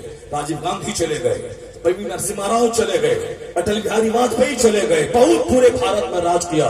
اب دوبارہ 1 منٹ کے لیے بھی دنیا میں آ نہیں سکتے. جو وقت فکسڈ ٹائم تھا وہ چلے گئے. اٹل بہاری واجپئی چلے گئے، چندر شیکھر چلے گئے، سب چلے گئے. ابھی جو بیٹھے پردھان منتری ہیں یہ بھی چلے جائیں گے. 2-4 دن کے اندر جائیں یا 2-4 سال کے بعد جائیں، مگر جائیں گے. جو بھی دنیا میں آیا ہے وہ جانے کے لیے ہی آیا ہے. سرکار غوث اعظم رضی اللہ تعالیٰ عنہ 70,000 کے مجمع کو خطاب کرتے ہیں. ایک شخص آ کے بولتا حضور آپ کا بیٹا انتقال کر گیا، اگر ہم کو کوئی بولے تو میری بولی بند ہوگی، میں بھی زہر کھا کے مرنا چاہوں گا. کتنی شدید محبت اولاد سے جس کو ہوگی وہ اولاد کے مرنے کے بعد اسی طرح کی محبت کا مظاہرہ کرے گا. مجھ جیسے کمزور قسم کے باپ اولاد کے مرنے کے بعد سال بھر اس کو ہوش نہیں آتے. لیکن غوث اعظم میں اور ہم میں یہی فرق ہے. غوث اعظم کا بیٹا مر گیا، آپ نے کہا انا للہ و انا الیہ راجعون، تقریر چالو ہے. پھر اس کے کچھ دیر کے بعد کہا حضور جنازہ تیار ہے. بچے کو نہلا دھلا کے کفن پہنا کے تیار کر دیا گیا. حضور چلیں جنازے کی نماز پڑھا دیں. آپ ممبر سے نیچے اترے، اللہ اکبر، نماز پڑھا دی. اس کے بعد پھر دن کی خدمت میں آپ لگے ہیں. کسی نے کہا سرکار آپ والد ہیں، وہ بیٹا تھا، بیٹا کے مرنے کے بعد باپ کی حالت غیر ہو جاتی ہے اور آپ کے پر کوئی اثر نہیں ہوا. بچہ مر گیا، تقریر چالو ہے، جنازے کی نماز پڑھا دی، پھر دن کی خدمت چالو ہے. کہا کیا مطلب؟ غوث پاک نے کہا کہ جس دن میرے گھر میں کوئی بچہ پیدا ہوتا ہے اسی دن میں سمجھ لیتا ہوں یہ مرنے کے لیے ہی پیدا ہوا ہے. اللہ سمجھ، یہ مرنے کے لیے ہی پیدا ہوا ہے. اور آج اس کے مرنے کی خبر سننے کے بعد کیا میں پریشان ہو جاؤں؟ جس دن میرے گھر بچہ پیدا ہوتا اسی دن میں نے مردہ سمجھ لیا. کیا مطلب؟ غوث پاک یہ کہنا چاہتے ہیں کہ بال بچوں کی وجہ سے اپنا ایمان برباد مت کرنا، بال بچوں کی وجہ سے اپنی نماز کو برباد مت کرنا. بال بچوں کے لیے 25 سال اونٹ چرا کر کے چھوٹا سا گھر بنا کے مر مت جانا. قیامت کے دن کہے گا بیٹا ایک نیکی دے دے، نہیں دے گا. جس کی خاطر تم نے 25 سال اونٹ چرایا، تم نے 25 سال سعودی عرب میں فیکٹری میں ہندی مسکین بھر کے تم نے کام کیا. ہندوستان کا MBBS ڈاکٹر بھی کیوں نہ رہے، وہ دبئی قطر اور سعودی عرب میں مسکین ہے. وہ یہاں 100 بیگھہ زمین اس کے پاس کیوں نہ رہے، وہاں وہ ہندی مسکین ہے. وہ یہ انسان کی کمزوری ہے کہ گنگا کے اس پار سیتامڑھی مظفر پور والوں کو پٹنہ والا مسکین سمجھتا ہے، بیکورڈ ہے. اور پھر اتر پردیش والے بہار والے کو بیکورڈ سمجھتے ہیں، بمبئی والے اتر پردیش والے کو بھیا کر کے بیکورڈ سمجھتے ہیں، امریکہ والے ہندوستان اور ایشیا والوں کو بیکورڈ سمجھتے ہیں. یہ انسان کی کمزور سوچ اور اس کی نیکی ہے. تو اپنے اس کو دوسروں سے بڑا سمجھنا اور دوسروں کو اپنے سے نیچا سمجھنا یہ انسان کی کمزوری ہے. نیچا اونچا کون ہے وہ تو صاحب اس کو معلوم نہیں ہے، مگر اپنے حساب سے اس کو کمزور سمجھتے ہیں. اسی لیے جنگ جاری ہے، زبان کے نام پر، رنگ کے نام پر، نسل کے نام پہ، ہر جگہوں پہ جنگ جاری رہتی ہے. اب ذرا غور سے سنیے کہ اب مذہب اسلام کے پاس ایک دوا کی تلاش ہے. اس کے پاس جا کے مجھے ایک درد کا حل تلاش کرنا. تب اب ساری دنیا مسائل سے جوجھ رہی ہے, ساری دنیا آگ میں جل رہی ہے, کس کے پاس اس مسئلے کا حل ہے؟ میں اگر بولوں میرے پاس حل, بولیں گے یہ مولانا ہے اسلام کی بات کر رہا ہے, مولانا اسلام کی تعریف کر رہا ہے. اگر ہمارے پیر بولے تو لوگ کہیں گے اسلام کی تعریف کر رہا ہے. مگر میں یہاں سے 7 سمندر پار چلتا ہوں, اس کے پاس میں جاتا ہوں جس کا نام ڈاکٹر جارج برنارڈ شاہ ہے. وہ ہندوستان کا نہیں, وہ بریٹن کا ہے. اس کی کتابیں ہندوستان کی یونیورسٹیز میں چلتی ہے. ذرا غور سے سنیے گا. وہ لوگ جو اسلام کے پیغمبر کے خلاف بولتے ہیں, ان سے بھی میں کہتا ہوں تم بھی آنکھ کھول کے دیکھو اور کان کھول کے سنو, اور ہمارے بھی لوگ سنیں. ہم ہندوستان میں ہندوستانی ہے, مار دیں گے کاٹ دیں گے اس طرح کی بکواس تو سب لوگ کرتے ہو, لیکن اتنا جان لے کے ہوائی جہاز پہ جو آج کروڑوں آدمی سفر کرتا ہے, اس کو کیا کسی ہندوستان کے بچے نے بنایا ہے, چاہے ہندو ہو یا مسلمان؟ نہیں. جواب ہوگا امریکہ کے رائٹ برادرز, 2 بھائی نے دماغ جلایا 10 سال تک, تب اسے ایک فارمولا نظر آیا. انہوں نے 1903 میں ہوائی جہاز کے فارمولے کو لانچ کیا. آج وہی بڑھتے بڑھتے 100 سال کے اندر آج 1 مہینے کا سفر 1 گھنٹے میں وہ ہوائی جہاز کے ذریعے بندہ کرتا ہے. 40 لاکھ سے زیادہ حجاج کرام پوری دنیا سے اسی جدہ اور مدینہ ایئرپورٹ وہ لینڈ کرتے ہیں اسی جہاز کے ذریعے.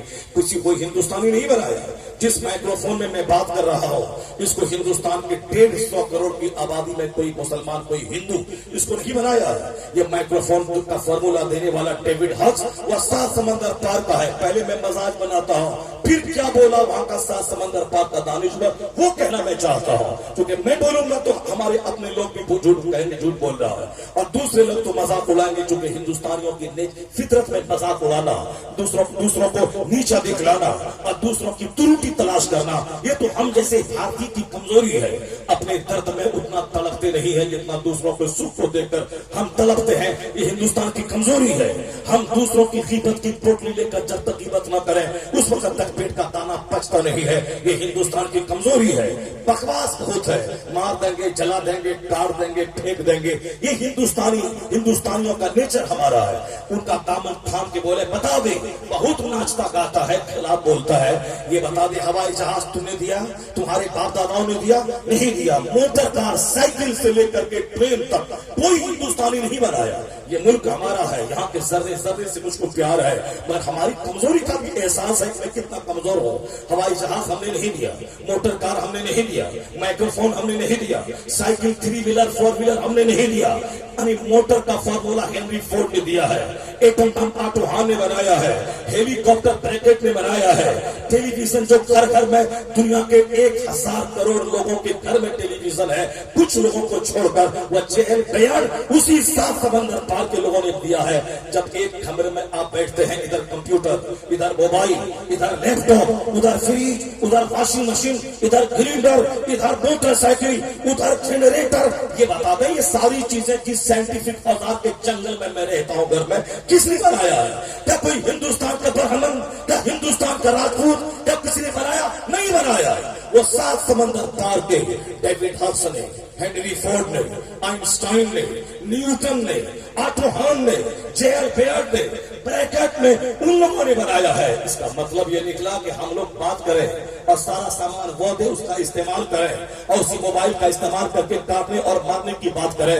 جس دن سنجیدگی سے اس پوائنٹ پہ ہندوستان کے لوگ غور کر لیں, وہ کبھی ایک دوسرے کی تذلیل نہیں کریں گے, ایک دوسرے کی تحقیر نہیں کریں گے, وہ مار بھال کی بات نہیں کریں گے, سب اپنے اپنے کام میں لگ جائیں گے.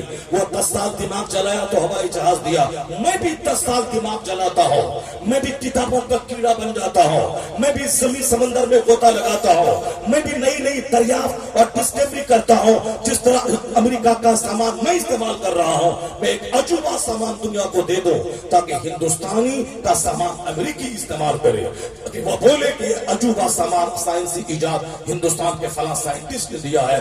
اس طرح کا مزاج جس دن بڑھ جائے گا اس دن آگ نہیں لگے گی, اس دن مسجدوں کے سامنے ڈی جے نہیں بجے گا, اس دن ننگا ناچ ہو کے ہولی کے نام پہ گھر میں آگ نہیں لگائی جائے گی, उस दिन होली दीपावली के नाम पे दूसरों के घर में आग, दूसरों के घर में पटाखा, दूसरों के बदन पे कीचड़ नहीं डाला जाएगा, क्योंकि यहाँ काम ही नहीं है।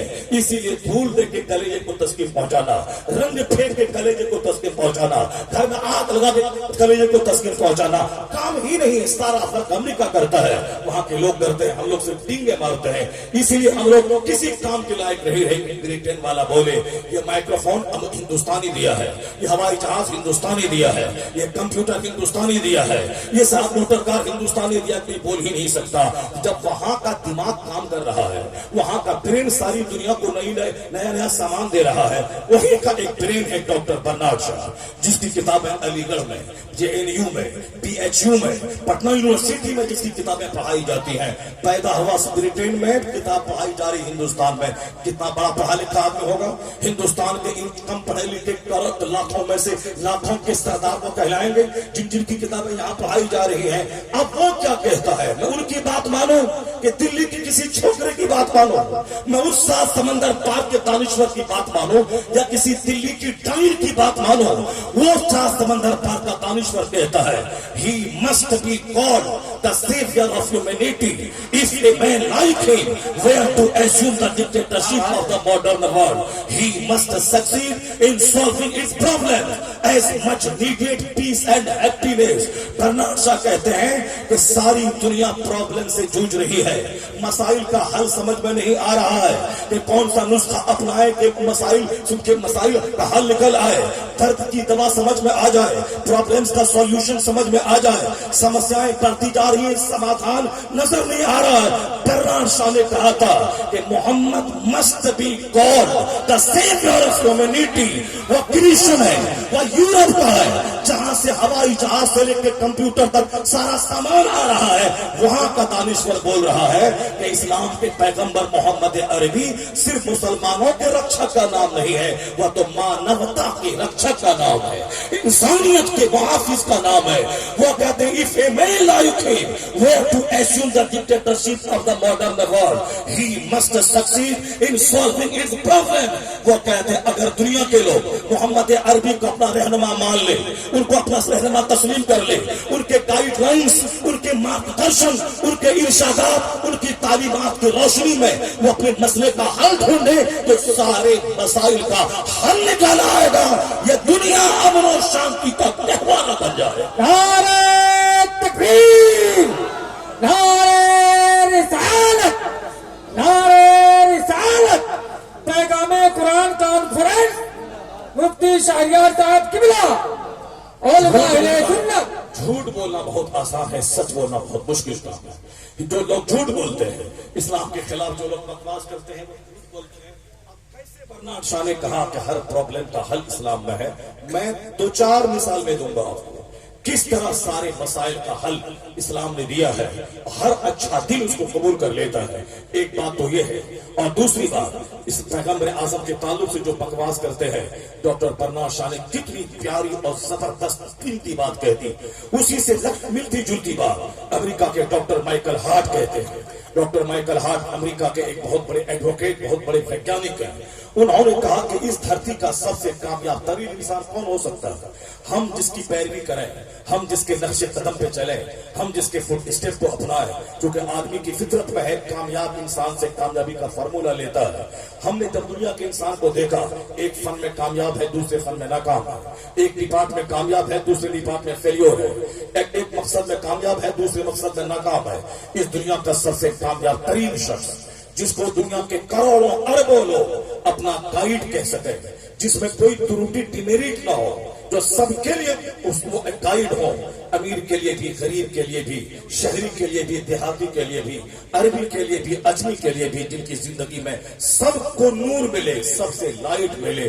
वो कौन सी साथ है जो सबसे ज्यादा अपने मकसद में कामयाब तरीन शख्स हुआ है? मजहब और सियासत हर सतह पे उन्होंने कहा कि मैं स्टडी करूंगा, मैं तलाश करूंगा, मैं کھوج کے نکالوں گا. کھوج کے نکالنے والا وہ کبھی محروم نہیں ہوتا. انہوں نے دنیا بھر کے مانو اتہاس کو کھنگال ڈالا. اپنی لائبریری میں ہزاروں کتابیں انہوں نے لے آئی. انہوں نے اپنے آپ کو لائبریری میں قید کر دیا, مطالعہ شروع کیا. انہوں نے ہر ڈپارٹ کے ماہرین کا مطالعہ شروع کیا. ذرا غور سے سنیے گا, آپ کی توجہ ہٹے نہیں, وہ بات بالکل کلیئر سمجھ میں آئے گی اور آپ دوسروں تک میرا یہ پیغام پہنچا سکتے ہیں. بہت اچھی توجہ آج آپ کی ہماری طرف ہے, ذرا غور سے سن لیں. کامیاب ترین انسان کی پیروی کرنے سے ہی کامیابی ملتی ہے. جو ناکام انسان ہو اس کی کیا پیروی کرے گا؟ ڈاکٹر مائیکل ہارٹ, وہاں کی مٹی میں تجسس داخل ہے, امریکہ کی مٹی میں. وہاں تفکر داخل ہے, وہاں تبسم داخل ہے, وہاں ڈسکوری وہاں کے نیچر میں ہے. دریافت کرنا, تب حکمت تلاش کرنا, کارن تلاش کرنا, شودھ کرنا, چنتن کرنا, وہ وہاں کی مٹی میں داخل ہے. ہماری مٹی میں وقت کی بربادی داخل ہے, وہاں کی مٹی میں شودھ اور چنتن داخل ہے.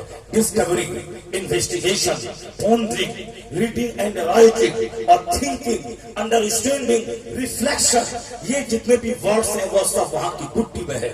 اس لیے وہاں ان لوگوں کا ٹائم فکس ہے, 4 گھنٹے اسٹڈی کرنا, اتنے گھنٹے کھانا کھانا, کھانے کا ٹائم, پینے کا ٹائم, اسٹڈی کا ٹائم, سونے کا ٹائم, جاگنے کا ٹائم, سارا ٹائم فکس ہے. سارے کام کرنے کا, بازار جانے کا, سودا سلف کھانے کا, اسکول کھولنے کا, بچوں کو پیار دینے کا, بیوی سے بات کرنے کا, اسٹڈی کرنے کا, بیوی کی اسٹڈی روم الگ, شوہر کا الگ, بچوں کا الگ, سب تب سارا سسٹم اس کا سیٹ ہے. اسی حساب سے دماغ جلاتا ہے, ساری دنیا کو بند کمرے سے استعمال کی نئی نئی چیزیں وہ دیتا ہے. ہمارا کوئی ٹائم نہیں ہے, نہ کھانے کا ٹائم ہے, نہ پینے کا ٹائم ہے, نہ سونے کا ٹائم ہے, نہ جاگنے کا ٹائم ہے, نہ اسٹڈی کا ٹائم ہے. مسلمانوں کے گھروں میں قرآن پاک پہ خلاف ہے اور اس پہ دھول جمی ہے. شعبان کے مہینے میں 2-4 ہماری کمپنی کی بیٹیاں وہ سب ایک دوسرے سے قرآن پاک مانگ کے لاتی اور پڑھتی ہے. میں نے 4 ختم کر دیا. بسم اللہ الرحمن الرحیم بھی قاعدے سے پڑھ لیں تو بہت بڑی بات ہے. ورنہ وہ 4 ختم, 5 ختم, 6 ختم کی باتیں کرتی ہے. وہ کیسے قرآن پڑھتی ہے؟ وہ کچھ جیسے مولیوں کو اچھی طرح معلوم ہے. وہ اپنے باپ, اپنے سماج کے لوگوں کو تو کہتی ہے کہ میں نے 5 ختم کر لیا. ایک بسم اللہ الرحمن الرحیم بھی قاعدے سے پڑھ لیں تو میں جانوں, چونکہ ہم نے اس کو ٹھیک سے قرآن ہی نہیں پڑھایا. وہ اپنے حساب سے سوچتی ہے کہ میں نے بہت کچھ پڑھ لیا, بس قرآن پہ دھول جمی ہے. لیکن اسی قرآن کریم پہ ریسرچ اور تحقیق امریکہ کے لوگ کرتے ہیں. ہمارے پاس ٹائم نہیں ہے, ہم کھائیں اور سوئیں, جبکہ ایک منٹ کس قدر قیمتی ہے یہ مذہبی اسلام نے بتایا ہے. اس کی مثال دے لیں آپ. 5:10 پہ دن نکلتا ہے تو 5:10 سے پہلے میں فجر کی نماز پڑھتا ہوں, اور 5:11 پہ اب نماز نہیں ہوگی, صرف 1 منٹ. 1 مہینے کے بعد رمضان آنے والا, 1 مہینہ بھی نہیں بچا, 25 دن بچے ہیں. رمضان آنے والا ہے. رمضان نزول قرآن کی سالگرہ کا مہینہ ہے, یعنی یہ روزہ رکھیں اور قرآن پڑھیں. بس سب سے بڑی عبادت رمضان کی یہی ہے, قرآن پڑھنا اور روزہ رکھنا. اب رمضان میں 4:10 پہ سحری کا آخری ٹائم ہے. ایک منٹ قیمتی یہودیوں نے بنا لیا, چائنا جاپان کے بدھسٹوں نے بنا لیا. وہ دنیا کا سب سے قیمتی ملک بن گیا. ہم نے دنیا کو بتایا ایک منٹ پریشش اور قیمتی ہے, اور ہم ہی ایک گھنٹہ, ایک مہینہ, سالوں سال ہم نے برباد کر ڈالے. کورونا کال میں ایک منٹ کو قیمتی سمجھنے والا ایک انجینئرنگ کا طالب علم 3 مہینے میں پورا قرآن حفظ کر لیا, اور وقت کو برباد کرنے والا مدرسے میں 15 سال سے صاحب رٹ رہا ہے تو حافظ نہیں بن رہا ہے. وہ صرف 3 مہینے میں ساری فوکس قرآن پاک قرآن نے دی. 3 مہینے میں حافظ قرآن بن گئے. لاک ڈاؤن سے فائدہ اٹھایا اس نے, 3 مہینے میں حافظ بن گئے. اور یہاں 15 سال سے پڑھ رہے ہیں اور قرآن یاد ہی نہیں ہے, اور یاد ہے بھی تو 10 پگڑی باندھ لی, اس کے بعد ہی نہیں پڑھنا ہے. محراب پہ کھڑے ہوئے تو آگے جانا پیچھے جانا یاد ہی نہیں, بس جھنجلا کے چھوڑ دیا, چلو ہم سے نہیں ہو پائے گا. 15 سال میں جو نہ ہوا 3 مہینے میں کر لیا. ایک منٹ قیمتی ہے. ہم نے برباد کیا وقت کو. افطار سحری کا ٹائم آخری ٹائم ہے. ہمارے یہاں مان لیا جائے 4:10 پر, تو 4:10 سے پہلے دانا حلال ہے, ہمارے لیے پانی حلال ہے, ہمارے لیے بیوی حلال ہے.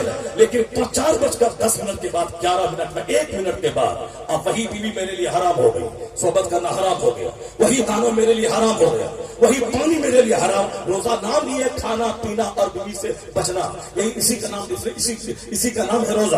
کھانے سے بچنا جو خواہشات میں سب سے بڑی چیزیں ہیں, کھانا پینا, شادی بیاہ کرنا, یہی تو ہے. اسی کی ساری دنیا پاگل ہے. عورتوں کے لیے جنگ ہو رہی, کھانے کے لیے آدمی حرام و حلال کی تمیز کھو رہا ہے, اور پینے کے لیے پانی سستا ہے. پانی کو महंगा और शराब को लोगों ने सस्ता बना दिया है, अब फिर पीना है, इसीलिए दुनिया पागल है। यही शराब की वजह से तकरार हो रही है, इसी शराब की वजह से लड़ाई हो रही है, इसी शराब की वजह से तलाक हो रही है, इसी शराब की वजह से लोग एक 100 लोग जहरीली शराब पी के मर रहे हैं, यानी पानी नहीं पी के शराब पी रहे हैं। अब समझ सकते हैं कि मेंटलिटी कैसी लोगों की हो गई है। रोजा उसी ख्वाहिशात पे कंट्रोल का नाम है कि इसी पानी की वजह से लोग परेशान हैं, इसी ड्रिंक की वजह से, खाने की वजह से, औरत की खातिर, इन तीनों से रुक जा। 16-16 घंटे रुक जा, 16-16 घंटे रुकेगा, 1 महीना तक रुकेगा तो तुमको प्रैक्टिस हो जाएगी। हराम खाने से बचेगा, झूठ से बचेगा, शराब से बचेगा। अभी हलाल है पानी, फिर भी अल्लाह के कहने से रुक जा। हलाल है खाना, फिर भी अल्लाह के कहने से 4 बजे से लेकर शाम के 6 बजे तक 12, 15, 16 घंटे तक रुक जा। हलाल है पर अपने लिए हराम कर ले अल्लाह के वास्ते। बीवी हलाल है पर अपने लिए 15 घंटे हराम बना ले। पान खाना हलाल है पर अल्लाह के लिए उसको हराम बना ले। जब 1 महीने तक इस 40 चीजों को 15 घंटे 12 घंटे तक हराम बना लेगा तो 30 दिन की प्रैक्टिस ईद के बाद तुझे इस काबिल बना देगी कि अब अल्लाह के कहने से ताना छोड़ा था, अब अल्लाह के कहने से झूठ छोड़ दे, अल्लाह के कहने से शराब छोड़ दे, अल्लाह के कहने से ग़ीबत छोड़ दे, अल्लाह के कहने से कत्लो क़िताल जंगो जदाल छोड़ दे, अल्लाह के कहने से माँ बाप का अपमान छोड़ दे, अल्लाह के कहने से रिज़्क़ हराम के मसाइल छोड़ दे। ये रोजा है क्या चीज? 1 महीना प्रैक्टिस करवाता है दाना पानी छोड़वा कर, ताकि गुनाहों से बचने की सलाहियत पैदा हो जाए, गुनाहों से बचने की मश्क हो जाए। तो 1 मिनट पहले जो पानी हलाल था 1 मिनट के बाद हराम हो गया। है दुनिया में कोई ऐसा मजहब जहाँ 1 मिनट पहले हलाल हो, 1 मिनट के बाद हराम हो जाए? 6:10 पे इफ्तार करना है, 6:09 पे जो पानी हराम है 6:10 पानी हलाल हो गया, बताना हलाल हो गया। वक्त की पाबंदी आज चाइना करके अब तरक्की याफ्ता मुल्क बना, अमेरिका करके तरक्की याफ्ता मुल्क बना। ये मुसलमान जिसने दुनिया को 1-1 मिनट की कीमती होने का एहसास दिलाया, ये वक्त की बर्बादी ने इसे कहीं का नहीं छोड़ा। अगर वो मुसलमान नमाज रोजे के औकात से वक्त की पाबंदी का सबक सीख लेते और उसी हिसाब से जिंदगी गुजारते, यहूदी पीछे होता मुसलमान आगे होता, क्रिश्चियन पीछे होता मुसलमान आगे होता, जापानी चीनी पीछे होता मुस्तफा का गुलाम पहले होता। क्योंकि मुस्तफा अलियों का इमाम है, जो उनके तरीके पे चलेगा वो गुलाम नहीं बनेगा, वो ईमान बनेगा, सारी दुनिया उसकी गुलाम बनती चली जाए।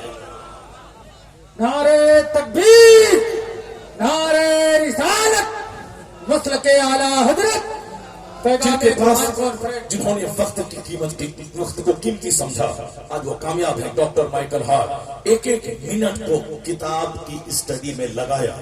पूरी दुनिया के माहिरीन का मुताला करने के बाद जब उन्होंने एक लिस्ट तैयार की लाखों आदमी की, उन लाखों में से 100 को छांटना है जो कामयाब तरीन लोग हैं। उन लोगों में अव्वल नंबर पे उनको देना है जिसमें न कोई मोहब्बत काम करेगी, न मुबालगा काम करेगा, बल्कि फैक्ट और रियलिटी की बुनियाद पे अव्वल नंबर पे नाम दिया जाएगा। अगर हमारे बाल बच्चे हैं तो उसका नाम नहीं देंगे कि मोहब्बत काम कर रही है, वह जिस पैगंबर का कलमा पढ़ता है उनका नाम नहीं आएगा। हकीकत की बुनियाद पे वह जो अरबो अजम में जिसको माना जाता हो, दुनिया के हर गोशे में जिसकी पैरवी की जाती हो, जो हर दौर हर अदवार के लिए एक मफीद कीमती पर्सनैलिटी माने जाते हो, जिनकी तालीमात में अगलों और पिछलों सबके लिए रोशनी का सामान हो, और जो वाकई प्रैक्टिकल में सबसे ज्यादा कामयाब तरीन शख्स हुए हो, जिसने अरबो अजम का जोग्राफिया बदला हो, जिसने करोड़ों के दिल जीता हो, जिनके अहकाम हर घर में दाखिल हो, जिनको आज भी लोग अपनी जान से ज्यादा मोहब्बत करते हो, जिन्होंने हुकूमत करके जो मजहब को फैला के सबसे ज्यादा कामयाब तरीन शख्स हुए हो, ऐसे आदमी की तलाश है। कहा था मोहब्बत हाई नहीं होगी। मैं अमेरिका में पैदा हुआ तो क्या होगा? अगर कोई अमेरिका में पैदा होने वाला इस लत का आदमी नहीं मिलेगा, मैं उसका नाम नहीं लूंगा। मैं क्रिश्चियन हूं तो क्या हुआ? अगर हमारा पैगंबर उस कसौटी पे खरा नहीं उतरेगा, वो अपने हिसाब से उसका नाम अव्वल नंबर पे नहीं आएगा। तो आप मोहब्बत का काम नहीं करेगी, अकीदत काम नहीं करेगी, मुबालगा काम नहीं करेगा, यहाँ सिर्फ सच्चाई काम करेगी, हकीकत काम करेगी, फैक्ट काम करेगा। उस हिसाब से स्टडी की उन्होंने कौन है जो सबसे ज्यादा कामयाब तरीन شخص ہوا ہو. ایک شخص ہے جو پہاڑ پر رہ کر کے وہ اپنے نفس کو مارنے کی کوشش کر رہا ہے. سارا سماج جہاں جائے اپنا نفس کو مارنا الگ ہے، مگر سارے سماج کو گندگی کی کیچڑ سے نجات دلانا یہ الگ ہے. اپنی شادی بیاہ کر کے اپنی زندگی میں مست ہونا اور ہے، پورے سماج کو تباہی سے بچانا اور ہے. اپنا شراب نہیں پینا اور ہے، پوری سوسائٹی کو شراب مکت بنا دینا یہ کام اور ہے. تو کوئی ایسا ملتا ہے تاریخ انسانیت میں جو جنگل میں جا کے نفس کو مارتا رہا، کوئی ایسا ملتا ہے جو ساری زندگی پالیٹکس کرتا رہا، کوئی ایسا ملتا ہے جو ساری زندگی عیش کرتا رہا، کوئی ایسا ملتا ہے جو ساری زندگی اپنے عیش کا خون کرتا رہا. کامیاب ترین شخص انڈیا کے لیے کوئی کامیاب ہے جیسے گاندھی نہرو ہے، مگر اس کا فارمولا امریکہ میں نہیں چلے گا. امریکہ میں وہاں کے پروفیسر، وہاں کے جو پریزیڈنٹ ہے ابراہیم لنکن، جو پہلے پریزیڈنٹ تھے جنہوں نے ڈیموکریسی کا فارمولا دیا، ان کا وہاں چلے گا، چائنا میں نہیں چلے گا. چائنا کا موزے تم وہ چائنا میں مہان ہے، وہ آسٹریلیا میں نہیں چلیں گے. ایک ایسا شخص ہو جن کا اصول امریکہ میں بھی لاجواب مانا جاتا ہو، چائنا میں بھی لاجواب مانا جاتا ہو، ہندوستان میں بھی قیمتی مانا جاتا ہو. جس طرح مسجد میں ان کا قانون چلتا ہے اسی طرح عدالت کی کرسی پہ بھی قانون چلتا ہو. جس کی جوڈیشری، جس کا ایڈمنسٹریشن، جس کی آرمی، جس کی سوسائٹی میں بھی اسی طرح کی پکڑ ہو. جو نظام حکومت دیا ہو، جو ایک شاندار مذہب دیا ہو، جو بھائی بھائی ہم آہنگی کے اصول ضابطے دیا ہو، جو کھانے کمانے ماں کی گود سے لے کے قبر کی گود تک زندگی کے ہر ڈپارٹ میں شاندار مارکنگ اسٹون چھوڑا ہو، ایسے آدمی کی تلاش ہے. انہوں نے لاکھوں کی بھیڑ بھاڑ میں 100 آدمی کو چھانٹا. اس 100 میں اول نمبر پہ کون آئے گا؟ انہوں نے کہا نیوٹن، جس کی وجہ سے سائنس آج جوان ہوئی ہے، جو سائنس کا باپ مانا جاتا ہے، مگر وہ سائنس کے چھیتر کا مذہب سے اس کا کوئی لینا دینا نہیں ہے، وہ کامیاب ترین نہیں کہا جائے گا. جناب عیسیٰ علیہ السلام، انہوں نے اپنے حساب سے انہوں نے کہا ہم سارے پیغمبر پر ایمان لاتے ہیں، ساری کتابوں پر ہمارا ایمان ہے. آمنت باللہ و ملائکتہ و کتبہ و رسلہ، اللہ کے سارے فرشتوں پر، ساری کتابوں پر، سارے رسولوں پر ایمان ہے. اس نے اپنے حساب سے کہا. انہوں نے حکومت کوئی قائم نہیں کی، مذہب کا طریقہ بتایا، 10-12 لوگوں نے ان کا ساتھ دیا اور وہ بھی آخری وقت میں سب لوگ ان کا ساتھ چھوڑ کے چلے گئے. ایک ایسا شخص جس کو دنیا میں ان کی زندگی میں ایک سلطنت ملی ہو، کروڑوں کا فالوور ملے ہو، اور آج بھی ان کے کئی 100 سال گزر جانے کے بعد ان کے اربوں فالوور موجود ہو. کسی نے کسی کے پاس 10 فالوور ہے، کسی کے پاس 10 ہے. کروڑوں لوگ جن کو اپنا رول ماڈل مانتے ہوں، جو مذہب اور سیاست دونوں سطح پہ کامیابی کا جھنڈا گاڑے ہوں، وہ کون ہے؟ کوئی نہیں ملا. پوری انسانی تاریخ میں آئنسٹائن ملا سائنس کا، نیوٹن ملا سائنس کا، ورڈسورتھ ملا لٹریچر کا، اقبال ملا ادب کا، موزے ملا سیاست کا، اور جناب عیسیٰ علیہ السلام ملے مذہب کے. اپنے حساب سے اس میں گوتم بدھ ملا مذہب کا، مہاویر ملا مذہب کا. ایک ایسا انسان چاہیے جس نے سلطنت قائم کی ہو، جس نے آرمی قائم کی ہو، جس نے مذہب قائم کی، جنہوں نے شاندار مذہب دیا ہو. مسجد میں بھی وہ لاجواب ہو، عدالت کی کرسی پہ بھی لاجواب ہو، سماجیات کے چھیتر میں لاجواب ہو. مائیکل ہارٹ کہتا ہے کوئی نہیں ملا، ایک شخص ملا. He was successful on both levels. وہ کامیاب ترین انسان کون ہے؟ محمد عربی کی ذات گرامی ہے، جو مذہب اور سیاست دونوں سطح پہ کامیاب ترین شخص ہوگا. نعرہ تکبیر، بلند آواز سے نعرہ تکبیر، نعرہ رسالت، پیغام اسلام، مذہب اسلام، پیغام قرآن کانفرنس، مدرسہ قادریہ رضویہ میر علی پور، علماء اہل سنت، علامہ ڈاکٹر شہریار رضا خان صاحب قبلہ. ڈاکٹر مائیکل ہارٹ کہتے ہیں he was most successful, supremely successful on both levels, religious and secular. مذہب اور سیاست دونوں سطح پر سب سے کامیاب ترین شخص مانو اتہاس میں اگر کوئی ہے تو محمد عربی کی ذات گرامی. اب ذرا کیسے ہے، کیوں ہے، اس طرف میں پلٹتا ہوں. میں نے 2 بڑے دنیا کے مہانوں کی کوٹیشن میں نے کوٹ کیا آپ کو.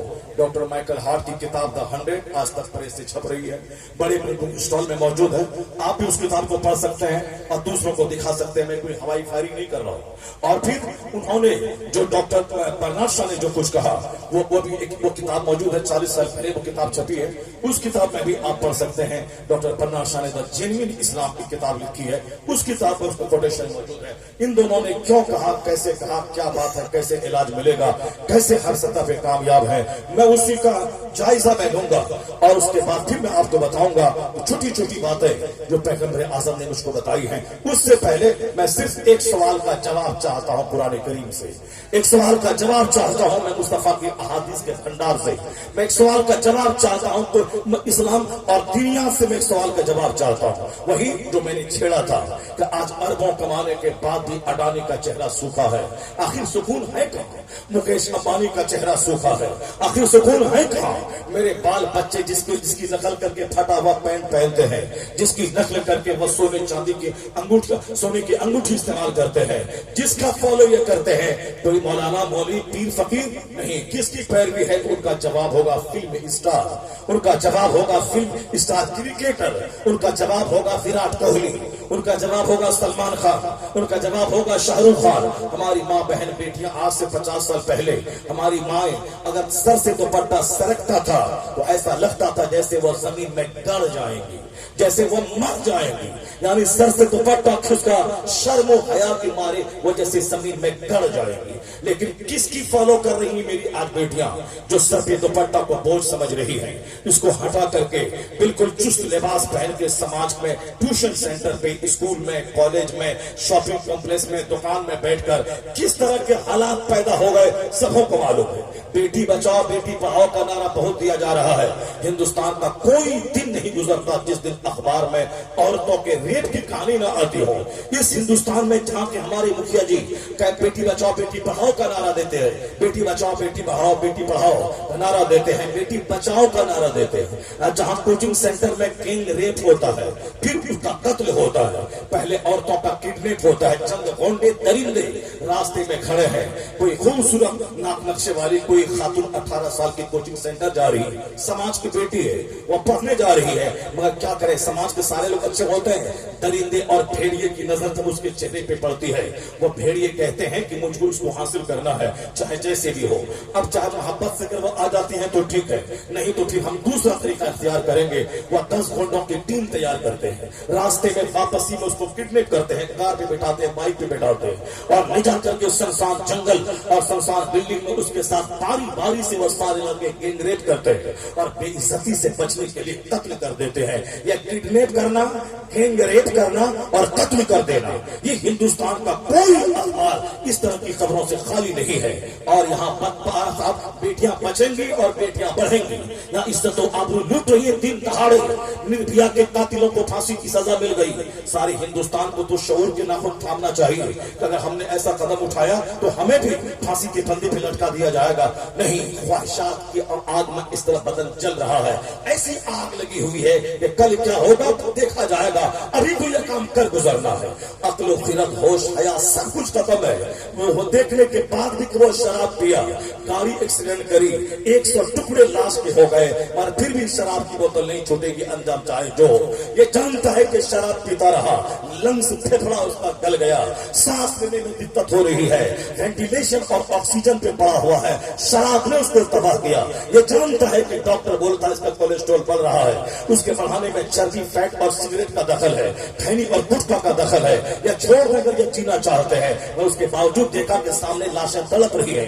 گٹکا خور کو کینسر ہوا منہ میں, وہ مر گیا اور پھر بھی یہ گٹکا چھوڑنے کو تیار نہیں ہے. سگریٹ پینے والے کا لنگس خراب ہوا, پھر بھی یہ چھوڑنے کو تیار نہیں ہے. شرابی کیونکہ صحت چوپٹ ہو گئی, پھر بھی یہ چھوڑنے کو تیار نہیں ہے. حضور نے کہا تھا اخیر زمانے میں لوگوں کی عقلیں چھین لی جائیں گی. تنزع عقول اکثر ظالم الزمان سیاتی علی الناس زمان, اور قریب ایسا زمانہ آئے گا لوگوں پر, لوگوں کی عقلیں چھین لی جائیں گی. لوگ پاگلوں کی طرح کریں, ارے کون بولتا ہے سگریٹ پینے سے یہ ہوتا ہے, کون بولتا ہے کھینی کھانے سے یہ کینسر ہوتا ہے, کون کہتا ہے گٹکا کھانے سے یہ ہوتا ہے. ابھی ہندوؤں کا ایک لیڈر تھا جو بات میں پہلے دبی زمان میں کہتا تھا, انہوں نے کھل کے یہ جملہ کہا, میں پہلے سوچتا تھا کہ ایسا ہے, بعد میں ان کی جب میں نے گفتگو سنی تب مجھ کو پتا چلا کہ جو میں سوچتا تھا وہ سچ ثابت ہوا. میں سوچتا تھا کہ پاخانے کی طرف بدبو اونٹ کا کھانے والے کے منہ سے کیوں آ رہی ہے, میں سوچتا تھا بیسن سے پاخانے کی بدبو کیوں آ رہی है। आखिर ये सुपारी ही तो है, उसमें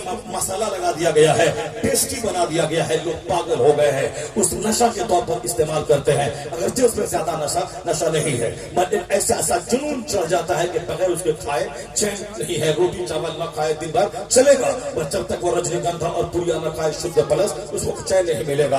मैंने जब उस पंडित जी का बयान सुना कि हैदराबाद की म्यूनिसिपैलिटी में जहाँ सारा कचरा सारा पहाड़ा जो जमा होता है गटर में, वहाँ के साइंस का एक तालिब इल्म, उन्होंने एक केमिकल उसमें डाला, वह सारा सूख गया और उसको बोरे में कस के वहाँ के ताजिर बिजनेस में पैसे की हवस वाले उसको सीधे सप्लाई करते हैं कानपुर, और कानपुर में उसमें थोड़ा सुपारी मिला के मसाला मिला के उसको गुटखा बना के पैकेट में तैयार करता है। तो अब मैंने सोचा, उसने कहा लोग देखें क्या खा रहे हैं, यानी पाखाने को सुखा करके उसमें थोड़ा मसाला मिला करके पुड़िया में भरा जाता है। अब मुझको यकीन आया कि हाँ, बदबू पाखाने की तरह क्यों मुंह से आती है गुटखा खाने वाले की। अब बेसिन में फेंक दे क्यों, मैं कुछ नहीं, वो पाखाना पैक करके कुछ पैक करे, मगर खाने में मजा आता है, मुझको खाना है, ऐसे डाल देना है। अब कौन देखा कानपुर में क्या हो रहा है, कौन देखा हैदराबाद में क्या हो रहा है। हुजूर ने सच कहा, अनकरीब कयामत के करीब जब दिन आएंगे, लोगों की अक्लें छीन ली जाएंगी, लोग पागल और दीवाने की तरह हो जाएंगे।